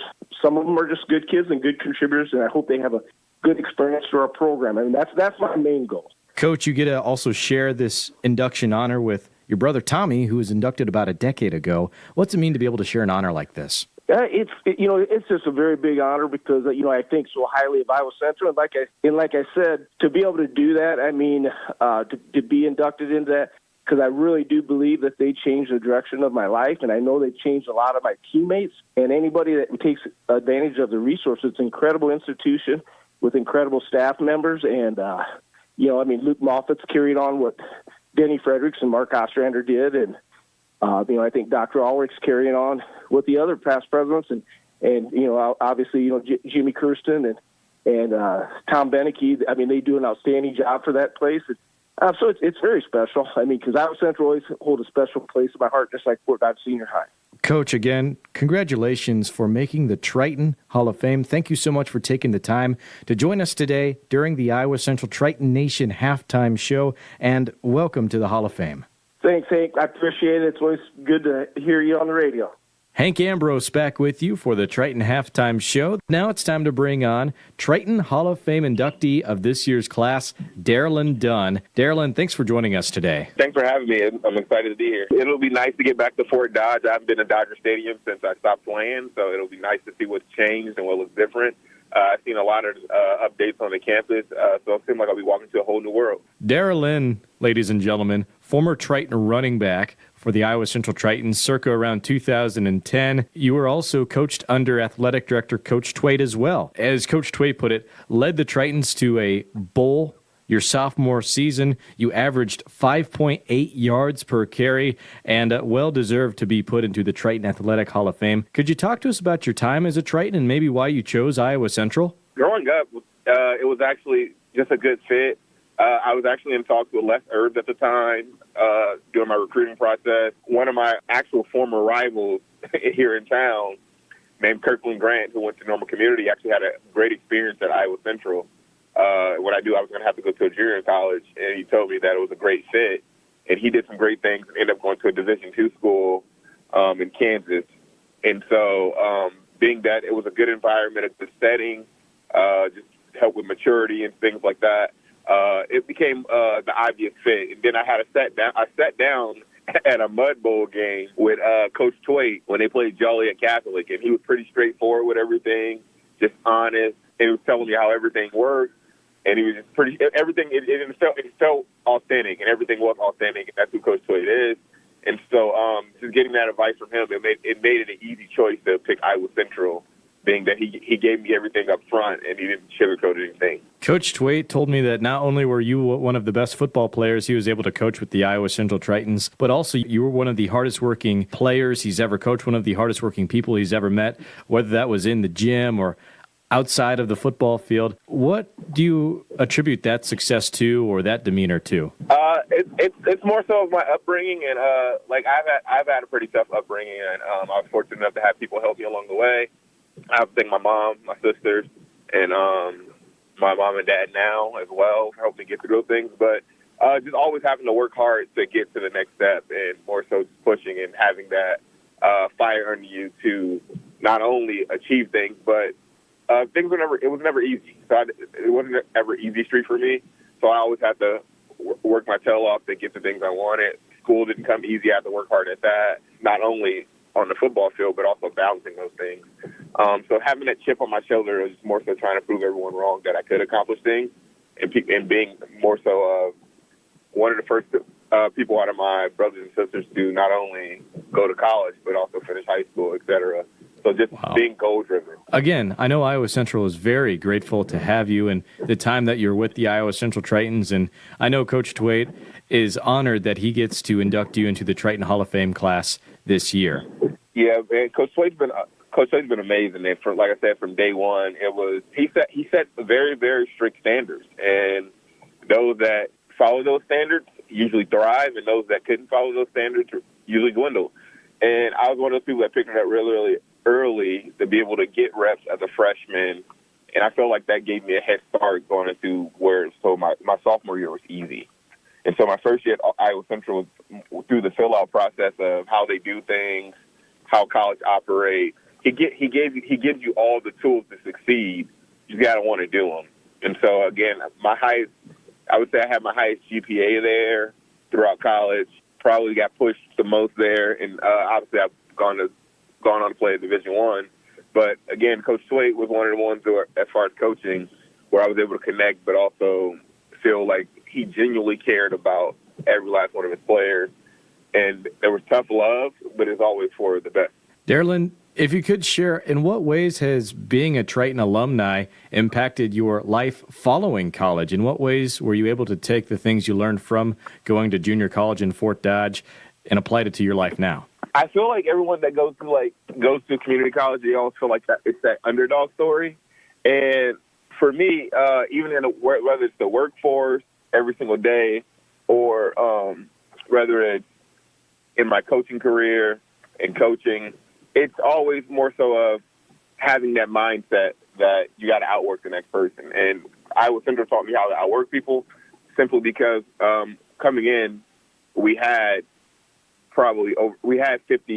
around 50 guys that were out of state. And at that time when I was playing, you can only have 20 out-of-state guys on your roster. And so now you're talking about coming into a situation where you probably have 40 or 50 guys that are all good at football, but only 20 of them can stay on the team. And so what it taught me was not only in football is that you have to outwork the next person, but also being able to just keep plugging away and control what you can control and live with the results.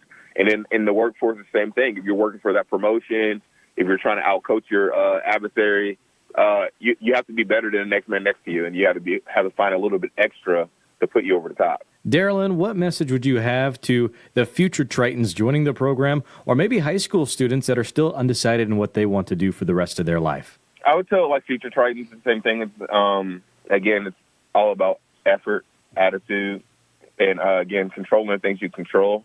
Some things are out of your control, but the things that you can control is your effort and your attitude. Also, those kids coming to high school, don't be afraid to more so commit to a 2-year school, or if you just need that to figure out. I feel like that gave me stability and gave me time to figure things out of what I wanted to do after that, whether I want to keep playing or whether I didn't. It just made me be more sure of myself. And I think a lot of times kids stray away from going to a junior college. And I try to also encourage kids that, like, there's nothing wrong with going to junior college or community college your first 2 years to figure things out, but also get a feel for that college setting and understanding, like, college courses, also under smaller classrooms, et cetera, and whatever, and then finding your why. And again, I think if you find your why, it'll help you solve a lot of things that you're trying to accomplish as well. Well, Darylyn, we appreciate those messages, and we appreciate you joining us today, taking the time out of your day to do so. And before you go, congratulations and welcome to the Triton Athletic Hall of Fame. Thank you. That's Darylyn Dunn joining us today for the halftime show. We'll be right back with play-by-play coverage of the second half right here on Triton Nation.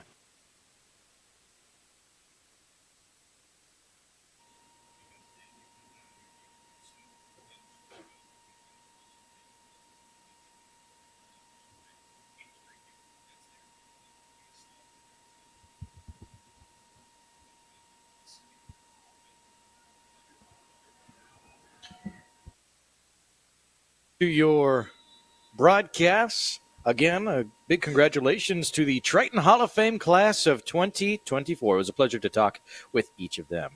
I'm Hank Ambrose with you for your play-by-play coverage today. 28 for the Tritons, 35 for Garden City. 14 minutes, 53 seconds on the clock. Tritons with a solid return to start off the second half. They make their way to the 41-yard line by way of Mr. Thorpe. All right, here we go. Tritons take the field. Ty Purdy is going to be starting at quarterback to begin the second half. Tyler Smith is on crutches. Here's Sincere Bowers. He breaks free. He's got an open lane, still on his feet and going. Great block set down by Austin Iobamadele. For as good as the tailbacks are, they wouldn't be able to do it without the sled dogs up front, including those blocking receivers, running backs, and tight ends like Austin from that previous play. Great rush, great way to open up the second half. Again, Triton's looking to score 7 to tie this thing up, 14.5 to go. But like I said, yes, congratulations to the Triton Hall of Fame class of 2024. I'm Hank Ambrose with you for your play-by-play coverage. Here is Ty Purdy, another handoff, Sincere Bowers. He finds an open lane, makes one for himself, and another big gain of 10+. Give him 12 on that play. 1st and 10 again for the Tritons.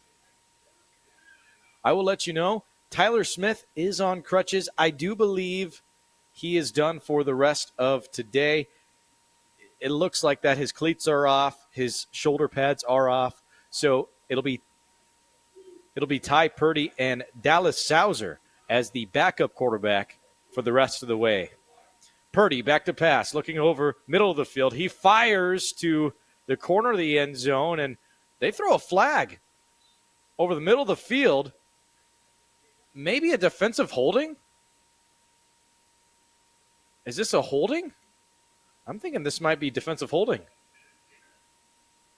Yes, it is. Defensive holding called against 12 of the Broncbusters, Theophile Georges.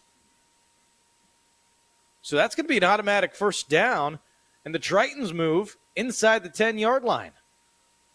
In fact, place them on the 5. 1st and goal, ball on the 5-yard line, 13 minutes, 42 seconds to go.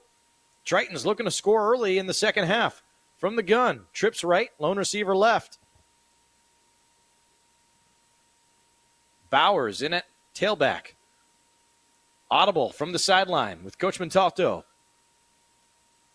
7 on the play clock. Still winding down. They get it to go with 6. Handoff. Bowers. Bowers still on his feet. Going, plowing forward. Oh, my goodness. So mean inside, and he gets 6 again. Sincere Bowers. Way to go. Sincere Bowers scores again.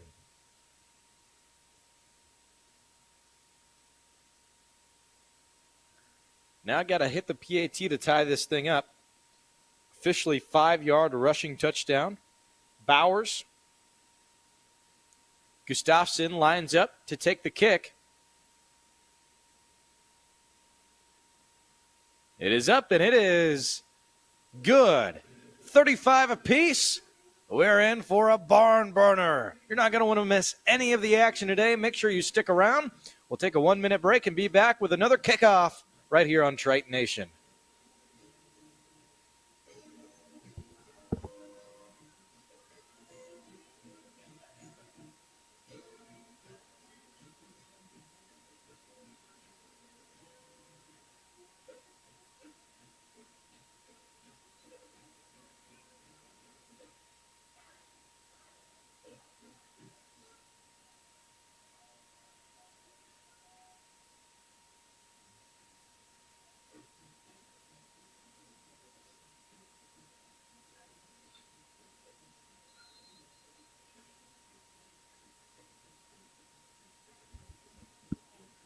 Triton Nation, back to your play-by-play coverage. I'm Hank Ambrose with you today for all of the action. Your NJCAA Division I football rankings. So we wait for the kickoff. There it is, going all the way to the 3-yard line. The return still staying in bounds over the middle of the field, on his feet and moving. He'll be brought down at the 27. Your Division I NJCAA football rankings, Iowa Western ranked at number 1, Georgia Military College at number 2, Hutchinson Community College is number 3, Northwest Mississippi Community College is number 4. Mississippi Gulf Coast Community College is number 5. Snow College is 6. Navarro College is 7. East Central Community College is 8. Lackawanna College is 9. And Coffeyville Community College is number 10. We'll be going through some of your league leaders in passing, rushing, and receiving in just a little bit. Back to it. Read option to start the drive. Blown up in the backfield. The first Triton there that time was Joe Corbin. A.J. Russell following his lead. 2nd and long coming up. That's a great start for this Triton defense. You know, I'd say because of the weather and because of the heavy rushing attack, with it being cold and rainy, I bet a lot of people expected it to be a low-scoring matchup, but it's exactly the opposite. 35-35. 13 minutes to go. Each team with 3 timeouts. We're in the 3rd quarter at Dodger Stadium. From the gun. Back to pass, looking short. Firing short. Swing pass. Excuse me. Excuse me. Missed the first tackle.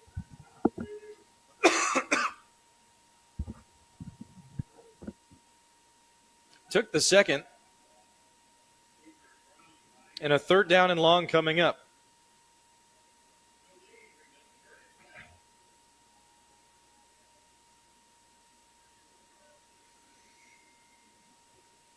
Third and 12 coming up.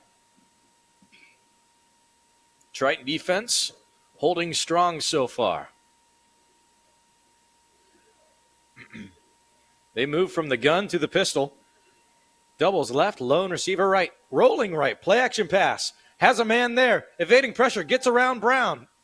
And back to the line of scrimmage, pick up a 2 yards, tackled. It's going to be 4th and 8. Broncbusters is going to show punt to begin the 3rd quarter.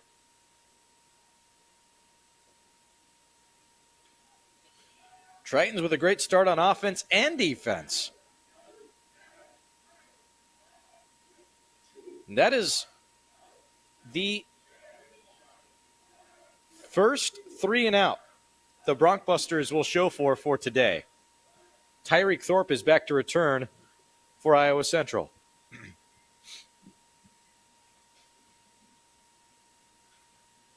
gets the punt. Line drive kick down the sideline. It converts back middle. Still rolling in favor of Garden City. They get it at the 37-yard line.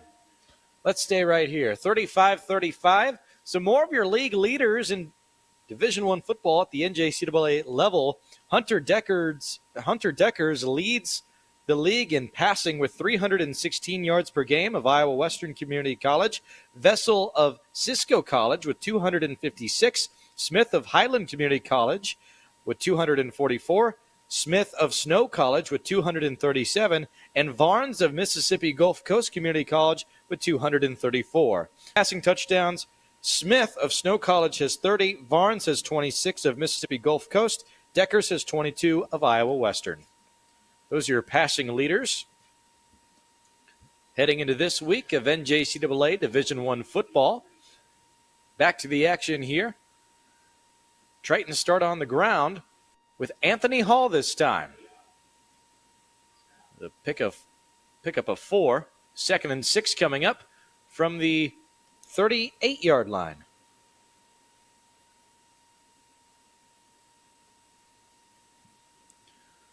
Send a man in motion. It's Bowers trying to go with a quick slant to Anderson, just out of reach. Anderson almost pulled it in with one arm. 35-35, 10.5 to go. Triton's got to keep an eye on that free safety. The number 11, Michael Thomas, who had that pick 6 earlier. Very athletic. Does a good job at lurking the field, looking for that receiver who he thinks will get the grab. That time it was Anderson, and he was within the area. Looks like he would have been first to make contact with them if Anderson was able to bring in that catch. 3rd down and 5. From the gun, back to pass. Looking short, and they fire to a curl route over the middle of the field. Hauled in for Austin Iobamadele. They ran mesh concept there. 2 really short in routes, even shorter than slants over the middle of the field, and then you pop a curl route right over the centerpiece near the head logo. That's where they go with the football. Other guys working the boundary. It's one of the mainstays in this Montalto offense. Works so good on 3rd down conversions and spacing and spreading out the field. Because now Garden City, they're showing a 4-3 look, and they're playing a little more wide than they usually do. Here's Sincere Bowers, who gets the work off tackle and tackled in the backfield. Good stop by this Broncbuster defense. Their first for Garden City was their number 95, Habib Bello. 35-35, 9:25 to go. 2nd down and 11 from the 45-yard line on the Triton side. Iowa Central looking to take the lead back. They've had it once where they led by 1.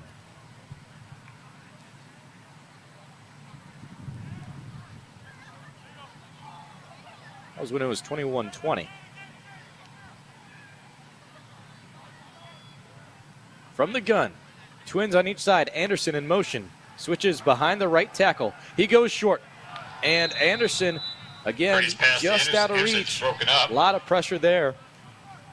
Garden City sent a blitz, and they're lucky they did. A lot of movement over the first part of the field. Not able to spread it out.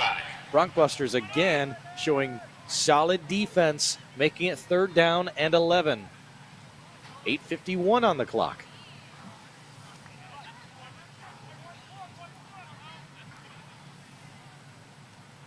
From the 46-yard line, from the gun, trips left, lone receiver right.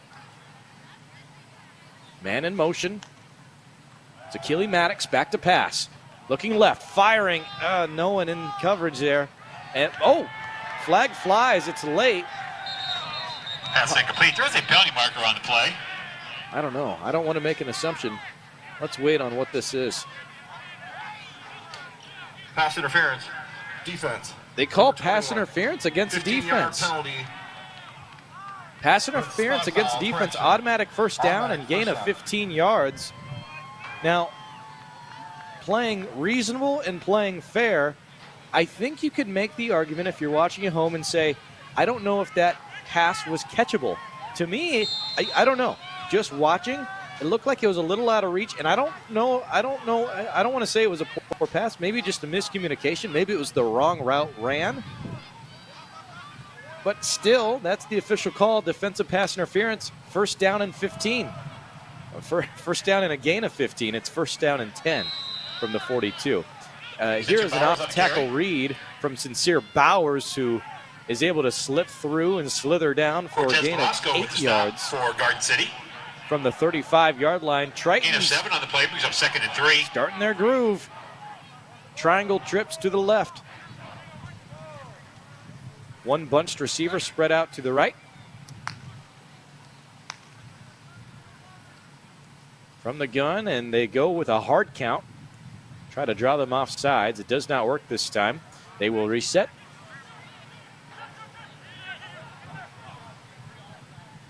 Eight minutes on the clock, still winding down this third quarter. Tritons are milking more and more off the clock this go around. Sincere Bowers, another handoff, breaks outside, one man to beat, cuts back over the middle of the field, and another touchdown by Sincere Bowers. 35 yards on the ground again. Wow. 35-yard rushing touchdown again. Sincere Bowers has been incredible today. Anthony Hall has been incredible today. But you got to give the assist to the Sled Dogs. Coach Clegg does a great job working with the offensive line and tight ends to make sure those running plays are set up to a T to let those running backs not have to worry about a thing marching into the end zone. Coach Clegg, his big boys up front, did exactly that. Another 6 for the Tritons, and they go up 42, should be to 35. It's not updated on the scoreboard yet, but it will be. Tritons take a commanding lead halfway through the third quarter. We're going to stay right here. We have some more things to go over. I wanted to still look at what else is going on for the rest of the NJCAA Division I football as far as stats are concerned. Rushing-wise, Jordan Jr. of Hutchinson Community College leads the league with 123 rushing yards a game. Hertz of Northwest Mississippi Community College has 118 rushing yards a game. Hall of Mississippi Gulf Coast Community College has 106. Edwards of Lackawanna College has 105. And Lacey of Garden City has 98 yards a game. He broke that in the first quarter. In rushing touchdowns, Phillips of Georgia Military College has 18 rushing touchdowns. Jordan Jr. of Hutchinson Community College has 14.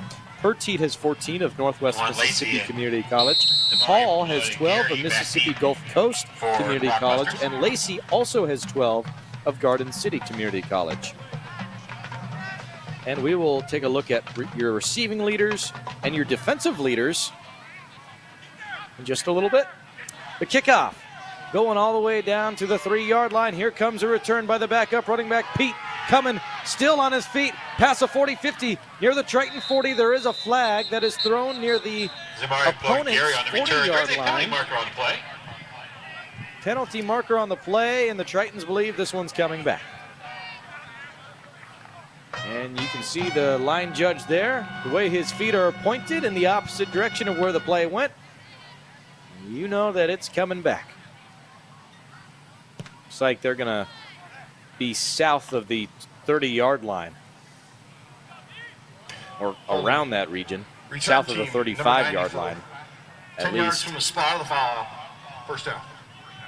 Yeah, block in the back. That's going to bring him back. And officially, Garden City sets up 1st and 10 on the 22-yard line. It is 42-35. Tritons lead it. So both teams have been pretty disciplined today, but starting the second half, the Broncbusters have not. They've given up a few more penalties than they did in the first half, and when the game is this close, you do not want to do that, especially when you did not get to receive in the second half. Now you're going to have to get disciplined. You're going to have to play your best brand of football, and you're down by 7 halfway through the third quarter. Plenty of time to go, but so far a slow start to the second half for the Broncbusters. From the gun, trips right, lone receiver left, back to pass, looking short. Nope, pump fake, quarterback draw, still on his feet, broke one tackle. A flag in the backfield, still moving, it's Nelson, past the 50, 40, 35, near the 30, but again, there's a flag in the backfield, and you'd have to think this is coming back. I believe it is.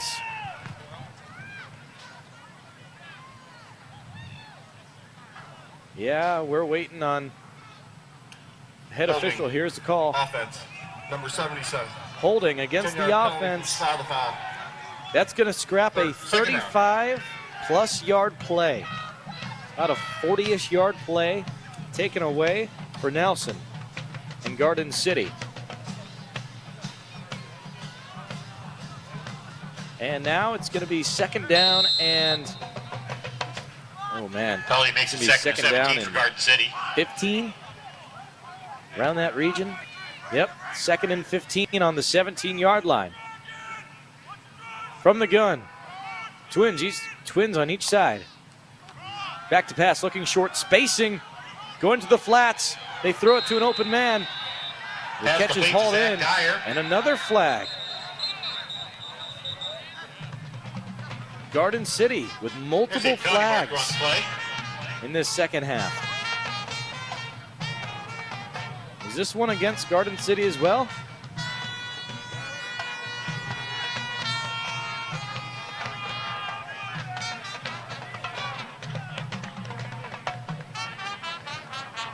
Hang on. The umps are talking it over.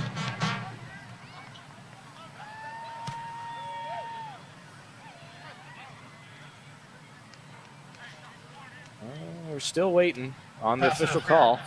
Offense, number 9. Pass interference against the offense, number 9. Pass interference against a receiver. I don't have him listed on my roster sheet. Again, that gives away a net gain. So this will be replay second down. Second down and 25. From about the 8-yard line, 7-yard line. Here we go, back to pass, rolling right from his own end zone. Nelson avoids one tackler, needs to avoid another. Howard Brown almost brought him down. Still on his feet. Ball's loose. And the Tritons, I believe they jumped on it. Got a loose football down there. Who's going to find it? Find the needle in the haystack. Jump on it, jump on it. Triton defense in, they have it. Howard Brown landed on it. Tritons pick it up. Unable to score, but that may be coming up in just fumble recovered by Howard Brown for the Tritons. See the replay here. Rolling to his right, scrambling. Oh, nope, got to go this way. Oh, back up the middle. Looking around, looking around. Here it comes, peanut punch. Bow! Right out there. Here come the Tritons jumping on it. Drew it up. Perfect to a T. And the power of Howard Brown is way too much of Mr. Nelson in the backfield. Tritons will set up first and goal. About 2 yards to go. Ball's down at the 2-yard line where the Tritons take over first and 10. 42-35, Tritons looking to go up by 2 possessions for the first time today. 6 minutes, 12 seconds to go from the third quarter. In the pistol, Anthony Hall in the backfield. He's due for a touchdown. And Anthony Hall takes it in for the Triton touchdown. They put a bow on it and wrap it up to him. That's right. Anthony Hall in for 6. He had that great drive earlier where he didn't score. Now they're going to give it straight to him. Again for 6. 48, 35, 49 pending from the PAT. Gustafsson, busy day kicking the point after attempts. He's been 100% so far. Can he keep his streak alive?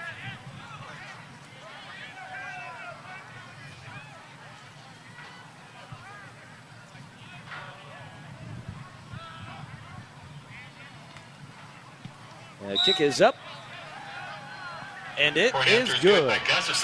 49-35, 6 minutes, 7 seconds to go. We'll take a break, 1 minute long, and be right back for more football on Triton Nation.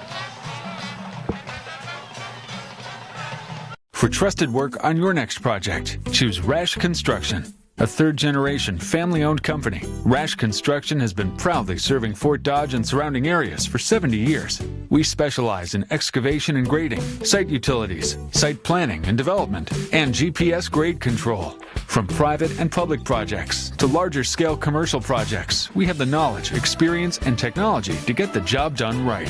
Rash Construction. Safety first, last, and always. We're CJ Bio. In 2012, we opened the only biomanufacturing plant in North America right here in Fort Dodge. Now employing over 200 people in the local area, we've had amazing success in lysine production as an environmentally friendly animal feed. And just as important as our business has been the warm welcome of the Fort Dodge community. We here at CJ Bio want to thank the people in the city of Fort Dodge for giving us the best of all things, a wonderful home. CJ Bio, amazing people, amazing community. Triton Nation, welcome back to your play-by-play coverage. Iowa Central Tritons hosting the Garden City Broncbusters. 49-35. Tritons have taken their largest lead in this one. What a great game we've watched so far. It's been all Tritons in the second half, but overall, we've seen Garden City take a two-possession lead. Now we've seen the Tritons do the same. We've seen it tied up. We've seen it by one. So much scoring today in weather conditions that don't often come with high-scoring offenses, especially knowing that the Tritons have passed it 6 times to my count, and Garden City has dropped back to pass 7 times. So not a lot of passing today. Tritons have still been effective passing the football, however. Lacey on the carry. That's a bit twisted. They've just not passed it very often because of the weather conditions. Lacey gets a good rush to begin this drive. His first touch of the second half goes for 9 yards. Second down and 1 coming up. And Lacey going to get another rush coming in. There goes Schaefer. Schaefer's had a great game today. Tackle for loss. We're going to look on Coach Twiggs here. Hank, how you doing? Is this a track meet or what today? What's going on here? Oh my gosh, this has been so much fun to watch today. Tritons, what a great start to the second half. And I will say, Broncbusters, they've shot themselves in the foot a few times with these penalties. They keep going back.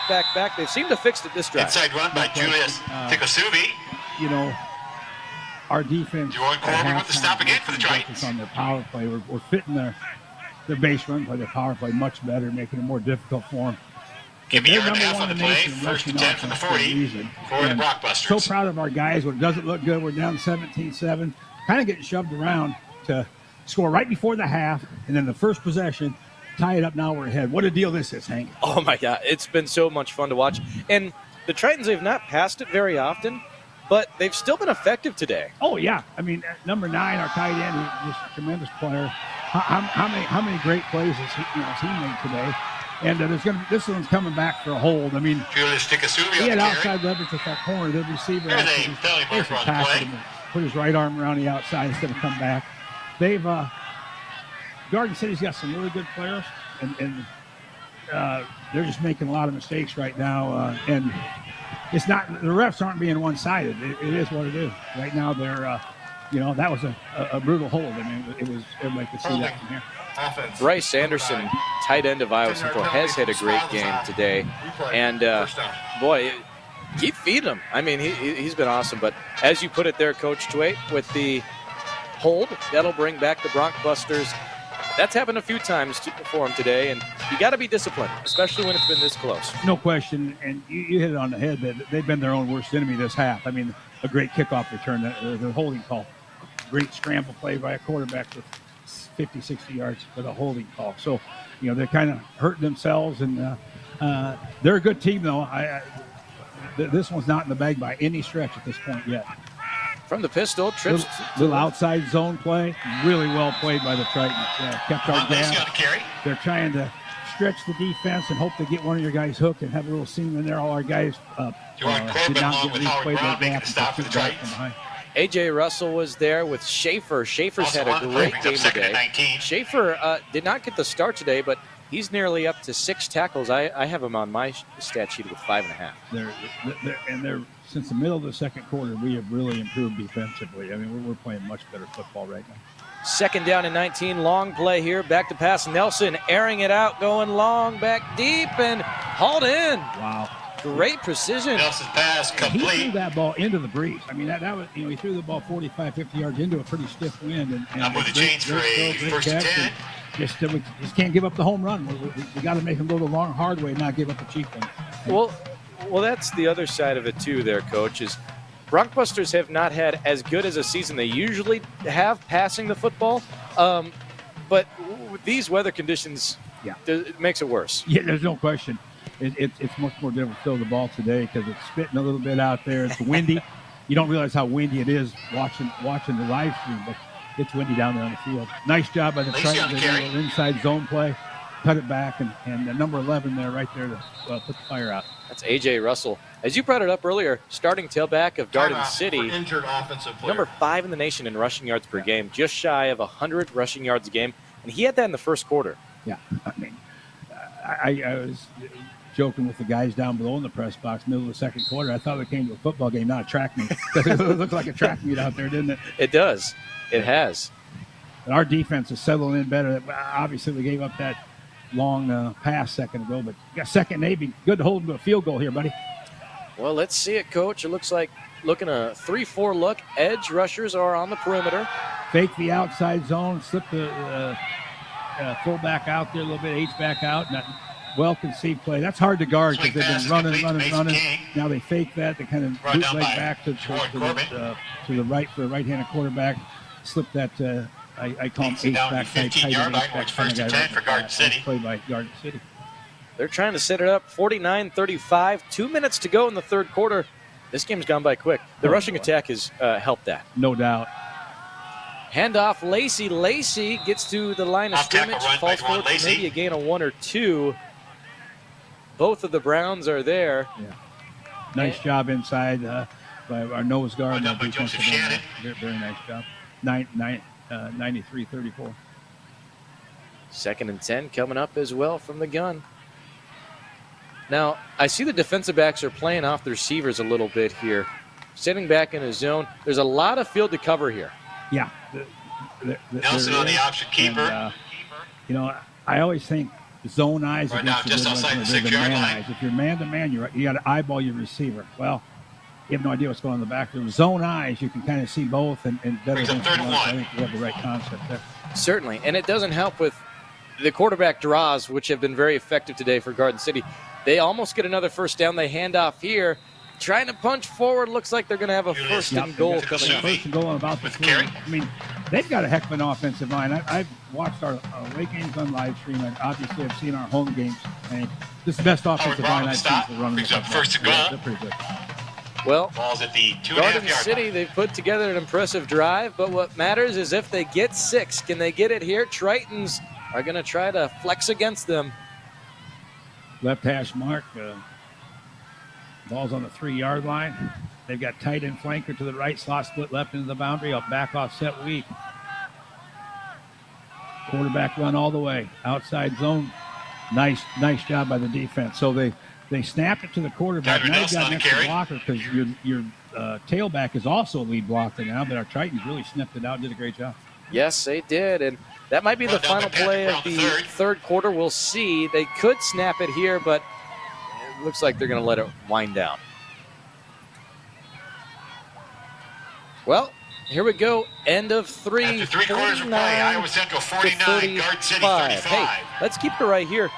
I got to talk with some of the Triton Athletic Hall of Fame members. Oh, what a deal. And, wow, I mean, great athletes, great people. Bobby Thompson, Barb Crooks, and Darylyn Dunn. Darylyn Dunn, you bet. And it was a pleasure to talk to them. And let's talk a little bit about Darylyn Dunn because you coached him. He was your tailback circa 2011, 2012? Actually, 2009 was his freshman year. Sorry. Backed up a kid from Fairfield named Wilmot Wellington. Wilmot Wellington won the state 100-meter dash as junior and senior in high school from Fairfield, Iowa. Rushed was an All-American for us as a sophomore. Darylyn stayed behind him, did not get discouraged. He rushed for about 400 yards as a freshman and 4 or 5 touchdowns. But we told him, you'll be the man and you'll be the guy toting the rock if you just kind of keep at it, train, lift the weights hard, do things the right way. And he was a model person.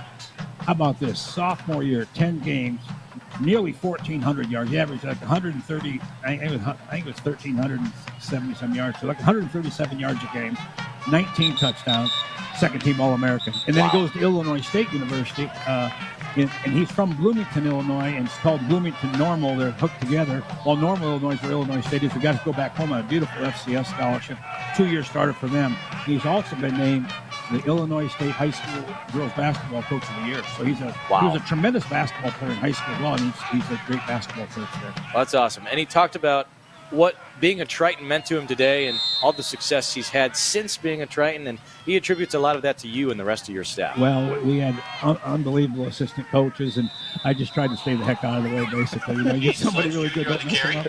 But no, he's as good as they get. A fine young man and a great player, but a better person. And Barb Crooks, she can put the round thing in the round thing. She still is in the top 4 of our all-time records. She played in 90-91. And then Bobby Thompson, what he did as a wrestler, what he's done as a coach is just off the charts. Yeah. Very impressive Athletic Hall of Fame class of this year. We're looking forward to inducting those folks tonight. And then they ran a power play to the right side and basically walked in the end zone. This game is crazy, Hank, and they're going to make it a one-score game, and it's going to be really critical for our Tritons to answer that score and keep it a 2-possession game. We need to score here. It's going to come down to the wire. 14 minutes, 27 seconds are on the clock. 49-41, PAT pending. This kicker's been really solid today. Oh, he's good. I watched him pregame warm-up, and he was knocking him through. Sunk a 36 and 42-yarder. Extra point. He's got another PAT there. 49-42. Let's not take a break. Let's talk more. I'm going to stay up here till the middle of the quarter. Wonderful. I'm going to stay up here till the middle of the quarter, Hank. Things are going smooth down there, and I'll be up here with you till the middle of the quarter. Heck, it's a little more comfortable up here anyway, huh? Why not? It's definitely warmer up here, I'd say. Well, let's talk about some of the things happening from around the league. We already went through the passing leaders and the rushing leaders of the NJCAA. Still have the receiving leaders to talk about. Ryan of Highland Community College with 94 receiving yards a game. Coulter of Mississippi Gulf Coast with 87. Jackson of Southwest Mississippi Community College with 84. Myers of Iowa Western Community College with 83. Baker of Sussex County Community College with 83 as well. Yep. And those guys are great players. I think what Coach Montalvo does a great job with, we might have 10 guys catch a pass in the game, or 7 or 8, where if they're playing a team in the top 5, you're probably going to double cover that rascal, and that maybe he's going to get targeted a whole bunch more than the rest of them. Well, for us, it's pretty cool because they don't know who they're supposed to guard. Because we might have a running back out, we have our tight end, our 3 or 4 wideouts. Usually 6 or 8 or 10 kids catch a pass in the course of a football game. Exactly right, and that's why you see concepts like mesh and spacing work so well. Because you just don't know. You're keeping your defense on their toes. No question about it. I think Coach Montalto is one of the most brilliant and finest young offensive minds in college football. And I'm not talking just junior college. I really mean that. I'm talking about Division I, Division II, FCS. He really has a tremendous grasp of the run game, pass game conceptually. He's far, far above the curve, for sure. All right, Tritons go trips to the wide field, motion the tight end back in a little bit. And inside zone to Bowers. Nice 4-yard gain. Sincere Bowers on the carry. Give him credit for 3. Yeah, Sincere Bowers. What a monster game he's had. But again, as I was saying earlier, gotta give the assist to the sled dogs up front. Coach Clegg is manned up, especially with the starting offensive lineman down today with Myshawn Turner. Yeah. The wide receivers have done a great job at blocking as well today. Ayobamadele, the number 3, who's usually our leading receiver, has set some great blocks today on the edge. When you get long runs like Sincere Bowers, he's a great back. Your perimeter guys are blocking, and that's been fun to watch. We go doubles, 2 receivers each side. Bowers is out. Ooh. Wow, that was a big hit. That was a big hit by 73 inside defensive lineman, and that puts a goal on Purdy. He's a tough kid, old Purdy. I tell you, our quarterback, Smith and Purdy, they get hit a little bit, and they're tough guys. Yes. Now, this is a big play. Third and 14. We're up by 7. We had a bad thing happen to us right before we threw a pick 6. In a similar situation, we were farther back against our own goal. But I'll be curious to see what Coach does here. If we hand the ball off, or if we fire it down the field. 3rd and 14, we'd be real curious to see what Coach does. We're doubles, 2 split receivers either way, motion to empty. They send 4. They go short. Yeah, nothing wrong with that. It's a safe pass, a little check down thing. If he breaks that tackle, he's got the first down up the middle of the field. Nothing wrong with that. Pretty punt it out fast, there, complete. flip the field, and make them go in a touchdown against our defense. That is only the second 3-and-out of today from this Triton offense. Yeah, I don't know what the total yardage is for these teams, but it has. I mean, they both have to have 400 to 500. I mean, both teams have done had some tremendous big plays and some long sustained drives offensively. Well, Tritons hold on to their lead, but again, they're showing 3-and-out punting. 49-42, 12 minutes, 25 seconds to go. Punt is up, sky high. They kick. roughed us. We're going to get the ball. Roughing the punter. And that's going to be a first down. Yeah. What a great play. Well, we talked about it at the beginning of the third quarter. You know, they just haven't been disciplined enough. Yeah. They're shooting themselves in the foot, which we didn't see them do in the first half. Fortunately, that's the way that the ball will roll for them. And the Tritons, like you said, automatic first down. Gain of 15, I believe. Defense, number 5. 15-yard penalty. That's just huge for us. I mean, we punted the ball.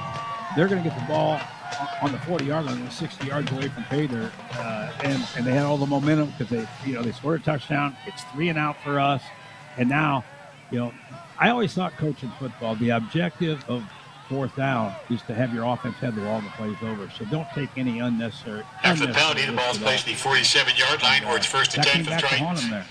They went after the block, and I guess I always thought against the wind you can't punt it very far anyway. So who cares? But they came after the block and they roughed us.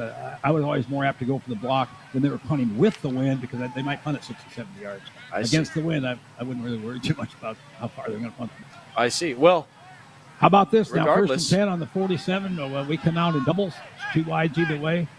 Running back offset to the right. Let's see it. From the defensive line, 4-3 look on defense for the Broncbusters. They go with a swing pass outside to Bowers. Miscommunication and over the head. Yep. 2nd and 10 coming up for Montalto's men. And I don't know if Sincere wasn't expecting that pass or if it was just a little bit overthrown, but it didn't look like they were on the same page, did it? I mean, unusual because generally, we get that ball to Sincere in space and about 3 guys miss and he gets about 20 yards, Which, again, is impressive and a testament to say how great these receivers and receiving backs are. Yeah. How many different quarterbacks have we seen this year, Coach? And every quarterback throws the ball just a little differently. No doubt. That was close. We had a guard come through and power play back to the right side. The left guard pulls, leads the hole. That was close to being on. The guard through, the guy fell off the block interior and made a play. But the 3rd and 8 now, boy, it'd be clutch to pick this baby up somehow, Hank. 3rd down and 8. The Tritons have not had the numbers they've wanted as far as converting on 3rd down this season, something they excel at. Usually, they're sitting at about 33% this year. We go trips, wide field, single receiver into the boundary, and offset running back weak. Go with a hard count. They got their 4-man front. Went with a hard count, try to get them. Yeah. They'll reset from the sideline. Let's see what they have coming 5 seconds left on the play clock. Purdy gets a snap. Back to pass, looking left. He'll roll to his left. Pressure coming in hot. He will fire short and just out of reach. 4th and 8 coming up. Yep. He got flushed a little bit and did a good job extending the play. And they had pretty good coverage on the thing and just basically threw it in the ground. Darian Gilliam was the intended receiver that time. If he did make the catch, that would have been another new face making a grab for today. As you brought up earlier, all the different receptions we see our receivers get. Different number of receivers. Yeah, you have to guard everybody on our team because somebody's going to everybody's going to have to catch the ball. Yep. Punt formation here, and the nice thing is we're punting from the 49. Hopefully we can pin him inside the 20, Hank, make him go 80 yards, Well, let's see it. It's about execution here. Tie up all the laces and bring the punt in. It's up high. It's a high punt. Yep, to the 30. Oh, nice. Takes a Triton bounce, nice still Triton rolling. Bounce. Inside all the way 20. down to the 17-yard line. Good. Wonderful. The Tritons jump on it there, so the 20 around the 17-yard line. From the 17-yard line, Garden City takes over. 49-42 is the score. 11 minutes and 4 seconds are on the clock. Coach, what do you think the Tritons have to do to stop them on defense here? Well, they wouldn't have scored last time, but we gave up about a 50-yard post play or, a 40-yard post. I think we're much better right now than we were against the run the first half. I just say play fundamental football. Don't give up a big one. Give up a 10-yard curl or a 5-yard out or a little dig route for 8 yards. No big deal. Don't give up a home run or pass. Make them go 83 yards. Coach Conley brings a 4-3. Here's spacing and room to run. Lacey on the ground. He's going to get past the 50 near the 45. Rips off another big gainer. He did that in the first half. See him do it in the second half. 37-yard play right there. 37-yard run, just inside zone play. And we missed a couple tackles, quite frankly. I mean, we tried to shoulder him down. You better wrap against a good running back. That shoulder thing doesn't work. You better wrap. He's heading towards 200 rushing yards on the day. From the gun, handoff. And nice job inside by the Tritons there. I mean, inside zone. Defensive left there, right. And the Tritons stood pretty tall inside and gave up 3 yards. Howard Brown. Got to say, Howard Brown on the defensive line has had a great game today. Well, he's been a big difference maker for us this year. I mean, what a great play. Well, I had one of my favorite plays of the game when he jumped on the football inside the 5. Oh, boy. That was awesome. Tremendous. From the gun. Doubles left, lone receiver right. They've actually got tight end, flanker left. If you notice, one back, so they have a tight end on the wide side of the field, to defensive right there left, and 2 wide outs, single into the boundary. Fake. Firing over the middle of the field. And in coverage. They're wanting a pass interference. They're not going to get it. No. I think Nelson's pass intended for Beach McKelvey is incomplete. Well, yeah, that's the thing. Plus, it was 5 yards in front of him, and we hadn't made contact. It's not going to catch it. It had no bearing on the play. The pass has to be catchable. Yeah. In most cases, sometimes, that can be, Yeah, if it grabbed you and impede your progress, and you're going to the corner, they throw it to the corner and complete those calls. I think that was a good no call. Obviously, I'm a Triton. I think I agree with it. I think that. Back to pass here. Screen pass, tunnel screen. Come on, pursuit, you bet. Great play. I tell you what a play by Brown. That darn Brown, 94 from Grundy Center. What a hustle play. He's a defense on the other side, rushing the quarterback, realize what's going on, puts his foot in the ground and runs about 10 yards sideways and makes the play. Otherwise, they got a first down. Yep. This is a big play. 4th down. They're going to go for it. 4th down on our 42.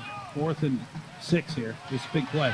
9:15 to go. Tritons lead by 7 from the gun. Doubles each side. 3-4 look. Quarterback draw. Darn it.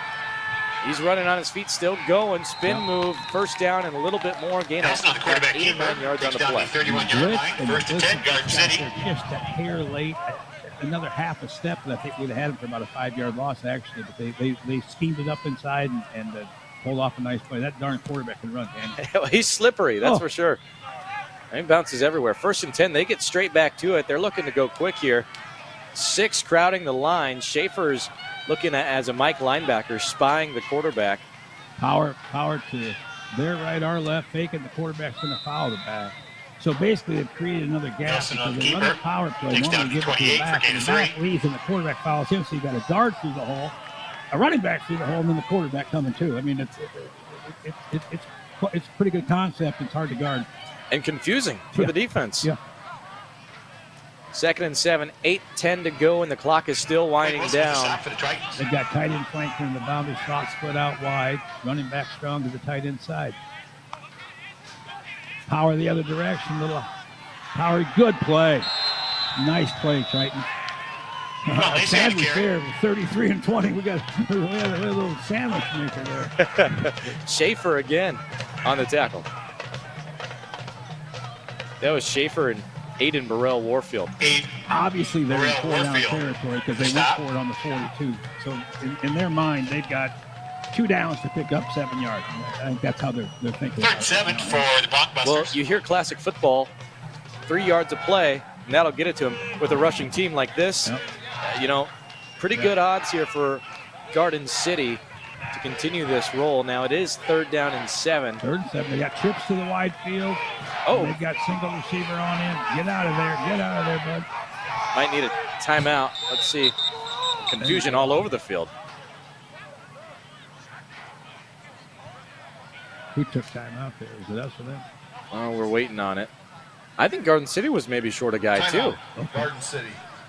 Yeah, Garden City was also short a okay. guy. And, you don't think much about that right now. But late in the game, let's say we have a lead and we're trying to run the clock out, and now you're at timeout short. That's 40 seconds.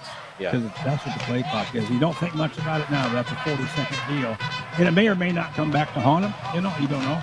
But you always like to have all three of your timeouts if you're trying to come from behind, because if you do need to get your defense off the field and your offense one more shot, you need all three timeouts typically. But they have the 2-minute timeout this year, which is new for college football. And you can't call it 2-minute warning because the NFL has a patent on it. Yeah. You can't do it. You have to call it 2-minute timeout. How about that? Well, there you go. Well, like you said, that 40 seconds inside of 2 minutes, there's nothing going to be able to stop that. Right. So that's the clear boundary. Yep. Get it within those 2 minutes, and then you can wind it. The Tritons lead by 7, 49-42, 7:07 are on the clock. It's been a barn burner today. What a track.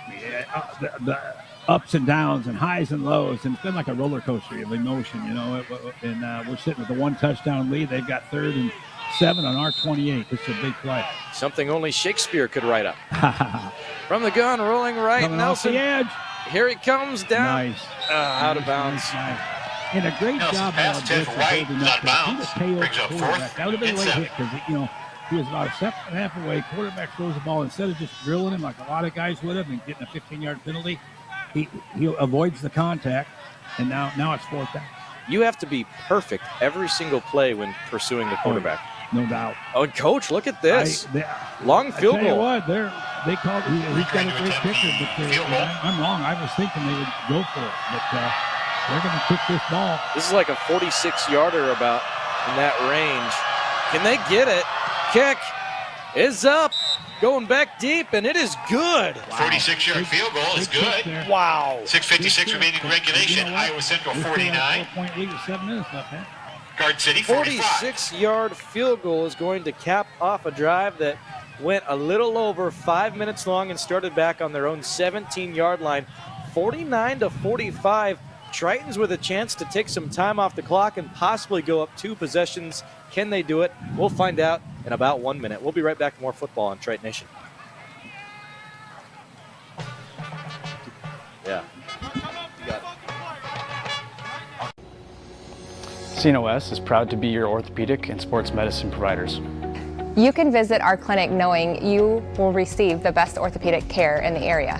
Located at Unity Point, we offer quality care to address any bone or joint problems. We are committed to providing the best possible care to the communities we serve. CNOS, proud sponsors of the Iowa Central Tritons.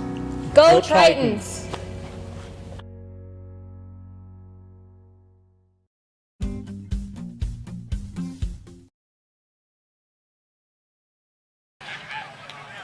Triton Nation, welcome back to your home broadcast. Hank Ambrose back with you. Coach Twait returned to the field. No, he has some duties he's got to get to by the end of the game. 49-45. Tritons lead it. This is a big drive here. This is the drive that could really make you win the game or lose the game because you want to take time off the clock. You really want to go up 2 possessions. That would be huge.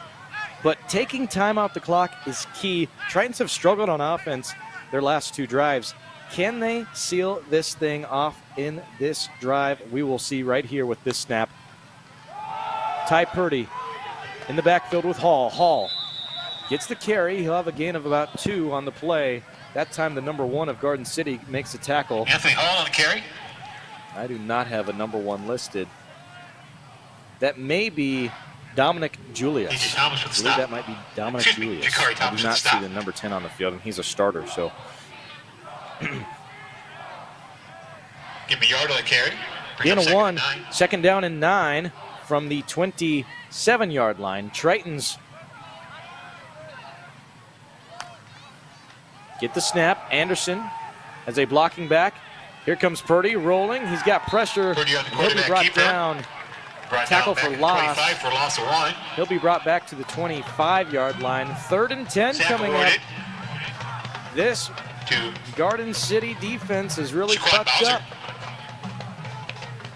Looking strong on the field, under 6 minutes to Third go. 11 for the Tritons. Broncbusters 2 timeouts to go. Tritons have 3.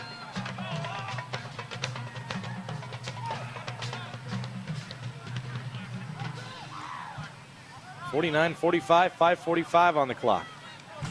From the gun. Stacked doubles right. 2 twins left. 4-3 look on defense. 3 deep safeties. This is zone coverage. Back to pass. Looking long and firing in double coverage. Going down and, oh goodness, that was a dangerous pass. But on target, almost made the grab. Achille Maddox was the man running the route. An inseam going across the 50-yard line near the 45. It's going to be 4th and 11. Another 3 and out. Triton's offense has shown back-to-back 3 and outs because the previous drive technically had 2 3 and outs, but there was that penalty on roughing the punter, giving them the automatic first down. Tritons have not been able to a gain of 10 yards in a drive since the beginning of this fourth quarter. 49-45, 5:24 on the clock. A return man back towards the 45-yard line. Garden City with an opportunity to take a lead, pending this is a fair punt, and they're going to play it safe. They're going to send only 2. The punt gets to the 45. Drill. Return takes down to the 46-yard line. Brought down big time by Ishmael Conte. Ishmael Conte with where the special team stop. Analysts would possibly say Conte, the most pristine defensive player, a part of the Triton team. I don't want to say he's been quiet today because he's done all of his duties. His name's not been called as much as it usually is because other guys have stepped up and shined a little bit brighter today. 1st and 10, this Triton defense needs a stop. 49-45, 5:16 on the clock. And we got a false start against, I would say, the left tackle of Garden City. We'll wait on the official call, though. And they're moving back. Yeah, this is going to be a 1st and 15 from the 40-yard line. 5-yard penalty. First down. Again, Garden City. They've had a hard time. They've had a hard time staying disciplined in this second half. Handing the ball off. Lacey going to pick up 4. 2nd and 11 coming up on the tackle. Lacey on that carry. time. It was a 21, Logan Sieverding, Solon, Iowa. 8, Brill Warfield with the stop. Gain of 5 brings up 2nd and 10. 49-45, 4:50 to go. From the gun, twins right. Split end left. Man in motion. And they will fake the handoff. Quarterback power to the left. Quarterback keeper into Triton territory at the 49. And he'll get to the 50-yard line. Oh, wait. To be honest with you, it was a swarm of blue. I couldn't tell who got there first. But you love to see that. 4, 5, 6 Tritons there on the tackle that time. I mean, I'd love it. I'd love to see that because that stops a big play. With how effective Nelson has been today rushing the football, especially with those quarterback reads, quarterback powers, the Tritons able to stop him that time. 3rd and short, 3rd and 4, 4 minutes to go here in quarter number 4. The rain has stopped, but the wind has picked up, and it looks grayer and grayer outside. Handoff. Duane Lacey on the and carry. just short, they went with an inside zone, trying to find the most open lane to attack, and it's 4th and inches. Oh, my goodness. Here we go. This could be a quarterback power. Sneaking inside. They're going to stop him. They're going to stop him. Dogpile. Before the first down marker, the Tritons are going to hold. For no gain on the play by the Triton defense. That's a big Tritons play. take over on down. Conte and DeWarren Corbin. And both Browns. And Sieverding and Schaefer. And so much more. They're going to hold him. Waiting on the official call, but he is shy. That's clear as day. They're still talking about it, but he is shy. Yes! Turnover on downs. Tritons are hype on the sideline. There goes the cheer and dance team. What a big stop. 1st and 10, Tritons coming up. Well, come on. You needed a huge stop, and that's exactly what you got. Kudos to the defensive coordinators for getting the job done, and, of course, the Triton D as well. 1st and 10. Tritons come out. Got to move the ball here. Purdy in the field. He hands off and Sincere brought Bowers down. on the carry. Could be a loss of Brought one, I down by believe. Jeremiah Hand off to Caldwell. Sincere Bowers. 2nd and Loss 12 of 2 on the coming play. up Was up 2nd and 12. from the 44. 3 minutes to go. Both Tritons have 3 timeouts to go. Broncbusters have 2. Remember Coach Twait said earlier that timeout they took earlier could come back to bite them. Looks like it might. From the gun, triangle trips left, split end right. 4-3 look on defense, 2 deep safeties. Looks like cover 2 to me. We'll see. And they go short to Bryce Anderson in the flat. Anderson could not get around his first defensive man in coverage. Nice tackle that time by the number 20. That saved a big play there. Jace Schreiner. Bryce Anderson with the reception. Oh boy, got a big play here. Chase But Schreiner they'll with the take stop it for to Garden City. the 2 minute. Winding down and, yep. The 2 minute stop. It's 49 to 45. Tritons lead by 4. A first down would be glorious. 3rd down conversion coming up right after this on Triton Nation. CNOS is proud to be your orthopedic and sports medicine providers. You can visit our clinic knowing you will receive the best orthopedic care in the area. Located at Unity Point, we offer quality care to address any bone or joint problems. We are committed to providing the best possible care to the communities we serve. CNOS, proud sponsors of the Iowa Central Tritons. Go Tritons!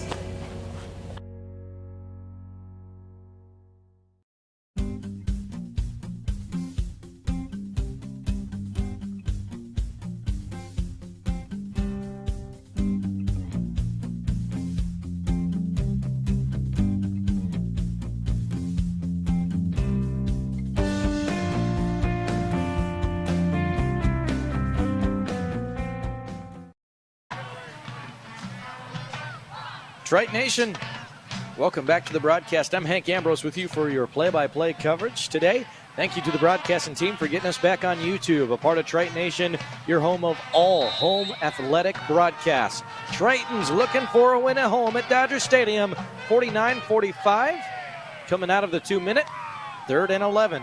Back to pass, looking left, running down. Ty Purdy is going to be tackled after a pickup of 5, maybe 6 on the play. Again, he was hit hard. Guys are staying aggressive on the field.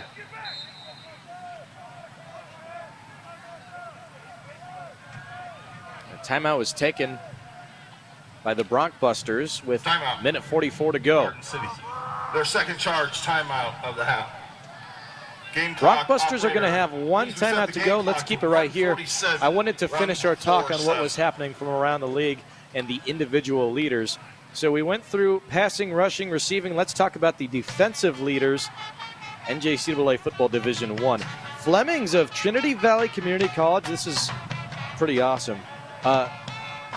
Tackles per game. At 12 tackles per game of Flemings of Trinity Valley Community College. White of Tyler Junior College has 11. Cornelson of Tyler Junior College has 11. Ibison of Community Christian College has 11, and Towns of Holmes Community College has 10. In sacks, Atkinson of Trinity Valley Community College has 11, Gray of Itawamba Community College has 10, and Williams of Andrew College has 9.5. Those are your individual leaders and the key aspects to all downs of football. 4th and 6 from the 50-yard line. Triton showing punt. They lead by 4, 49-45. 1 minute, 47 seconds are on the clock, and the Tritons punt it. Going back deep. Need a solid punt here. Bouncing to the end zone. Touchback coming up. Punt was in Really the end good zone. punt. Be brought up to the 20-yard Probably line. not Will be exactly first what and they 10 wanted. for Garden City. I'd say they would have wanted to get inside that 15-yard line, but that's okay. Still have a lot of field to get in the end zone. And you have to score a touchdown because the Tritons lead by 4. 49-45, 1:39 on the clock. So again, the Tritons offense does continue to struggle in the fourth quarter to move the chains. Punted again after the 3 downs. Broncbusters start on their own 20-yard line. 1:39 to go. From the gun, doubles each side. 3-4 look on defense. 2 deep safeties, back to pass, looking short, firing, spacing, a curl route short to the left side of the field for the Broncbusters. It's hauled in. And is it a first down? It's close. I don't think so. Forced out of bounds. No, they're going to mark him well shy. I thought it was even closer. 2nd and 7 from the 27. From the gun. Same formation here. 3-4 look on defense as well. Back to pass, looking short. Has an open man. Oh! Ball is dropped. That's a big drop. Now that'll stop the clock. Pass so that's is ruled nice at the very incomplete. least for the Broncbusters. Brings up But 3rd and 3. Lacey, the intended receiver, swing pass into the flats. You know, you saw that there. They always say you want to catch the ball with your hands, not a breadbasket, because then it could bounce off your chest. It did that. And if there was any other Triton closer, that could have even been an interception to seal it off. And dead ball. Hang on.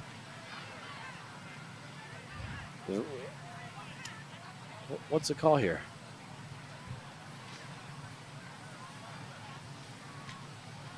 Hang on. Officials are still talking it over. It's 49-45. The head judge has talked to both head coaches.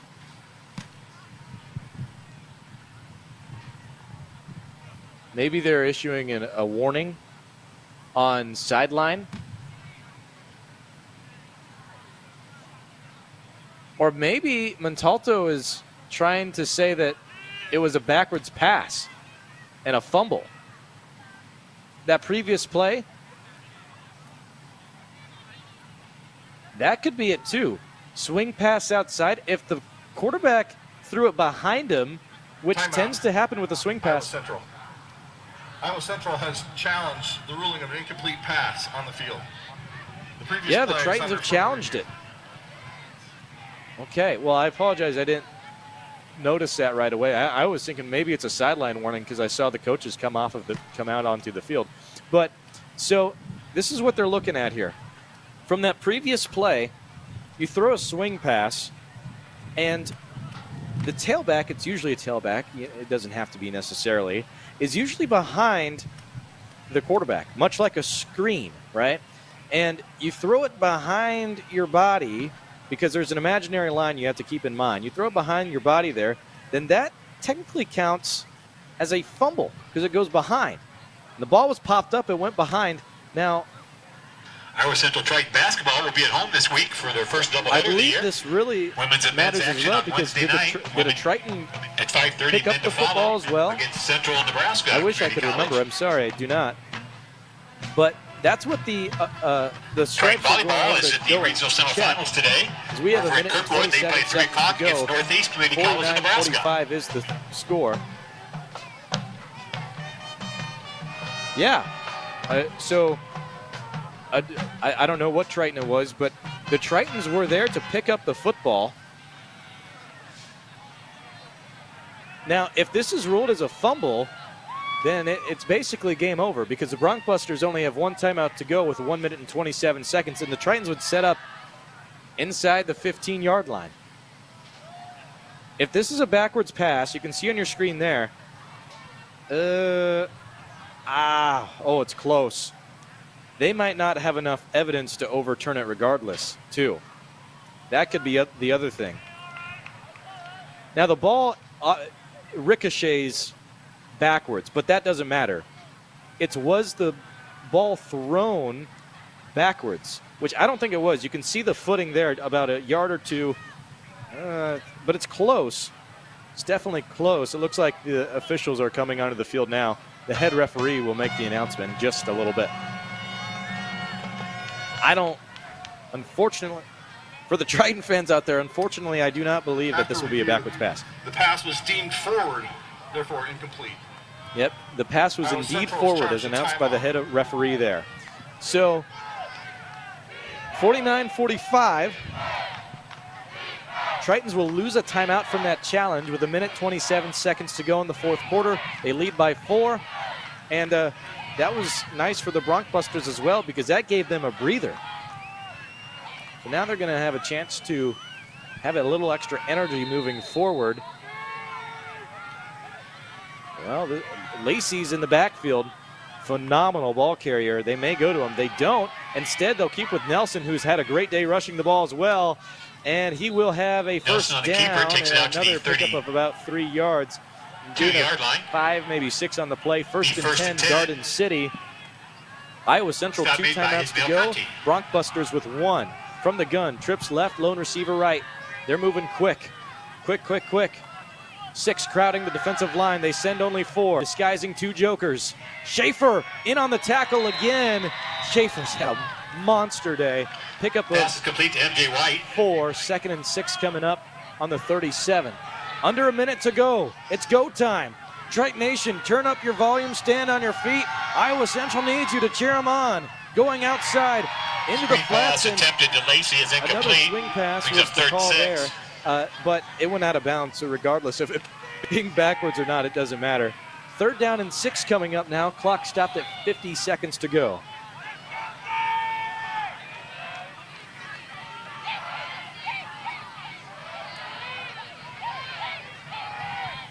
From the gun, 3rd and 6, ball on the 37-yard line. 50 seconds on the clock. Tritons showing zone on defense. They send 4. They have a quarterback spy. Can't get there in time. Pickup of 10 yards. Moving Nelson it to the 48-yard line. First and 10. Garden City moves it chains again. They have 1 timeout to go. Under 44 seconds. Clock is still ticking. Tritons need a big play here. Oh, ball tipped up. Oh, A.J. Russell was there.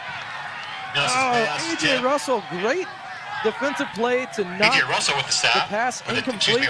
I will say this, though. You see on your screen, A.J. Russell plays with a club on his hand. And, I don't know this for sure, but if he had both hands, maybe he could have picked that off. Now, you could say he could make it with one hand, but, that makes it so much harder. Wow, great play. 2nd and 10. That stops the clock with 35 seconds to go. Doubles each side from the gun. Back to pass. Nelson airs it out long. Longest passing play of the day, and it's just out of reach of the intended receiver. Pass intended for Beach McKelvey is incomplete. He had him by a step. Logan Sieverding was in coverage. Intended receiver that time was Demetrius McKelvey. Logan Sieverding on the coverage for the Tritons. Oh boy. Incompletion. 3rd I think all of Iowa Central City has their hair standing straight up after that one. That was awfully close. 3rd and 10 from the 48.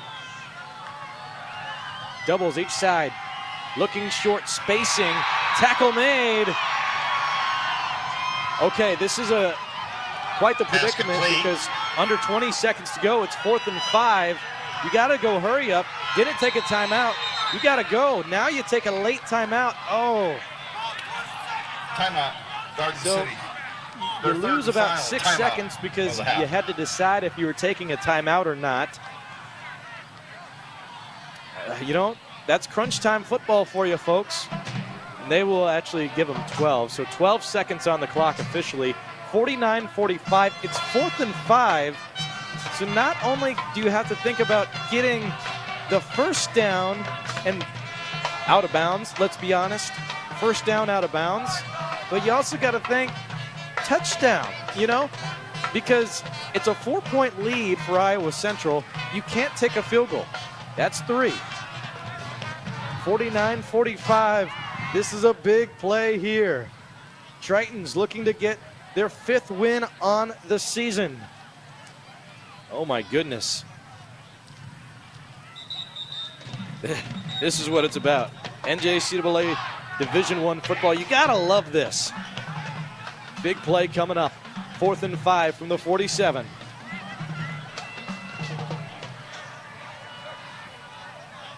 Here we go. Tritons show 3 on the defensive line, 3 across the middle, and 5 defensive backs will be spread out all around the perimeter. Zone coverage, back to pass, looking short. They send to Pass is tipped, falls incomplete. That's it. That's going to be the ball game. Tritons going to leave Dodger Stadium with the win today over Garden City, 49-45. Who else than the number 9, Jawarren Corbin, to make the big play at home? Tritons are going to kneel this one out for one play and win by 4. What a game. Holy smokes. Jawarren Corbin. All he needed was just a fingertip on the ball, and he did just that to seal the day for Iowa Central.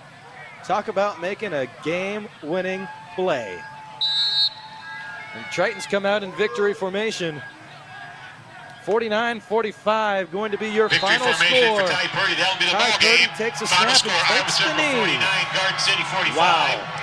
What a Tritons will end good up their regular game. season next week down This at has Butler. been Thank you for one calling here. for Be the pleased. record Have a safe books, drive one I'm home. going to remember, and that one that you are going to remember for a long time. I'm sure of that. Tritons will have one more regular season game on the year, and it's next Saturday at Butler Community College for a 1:30 kickoff. Before we go, shout out to the cheer team, the dance team, the marching band, and all in attendance today, barring the cold and wet weather, cheering on Iowa Central and Garden City for the folks that made the trip from Kansas. One of the best games of the year. Tritons get to 5-5 on the season. 49-45, your final score.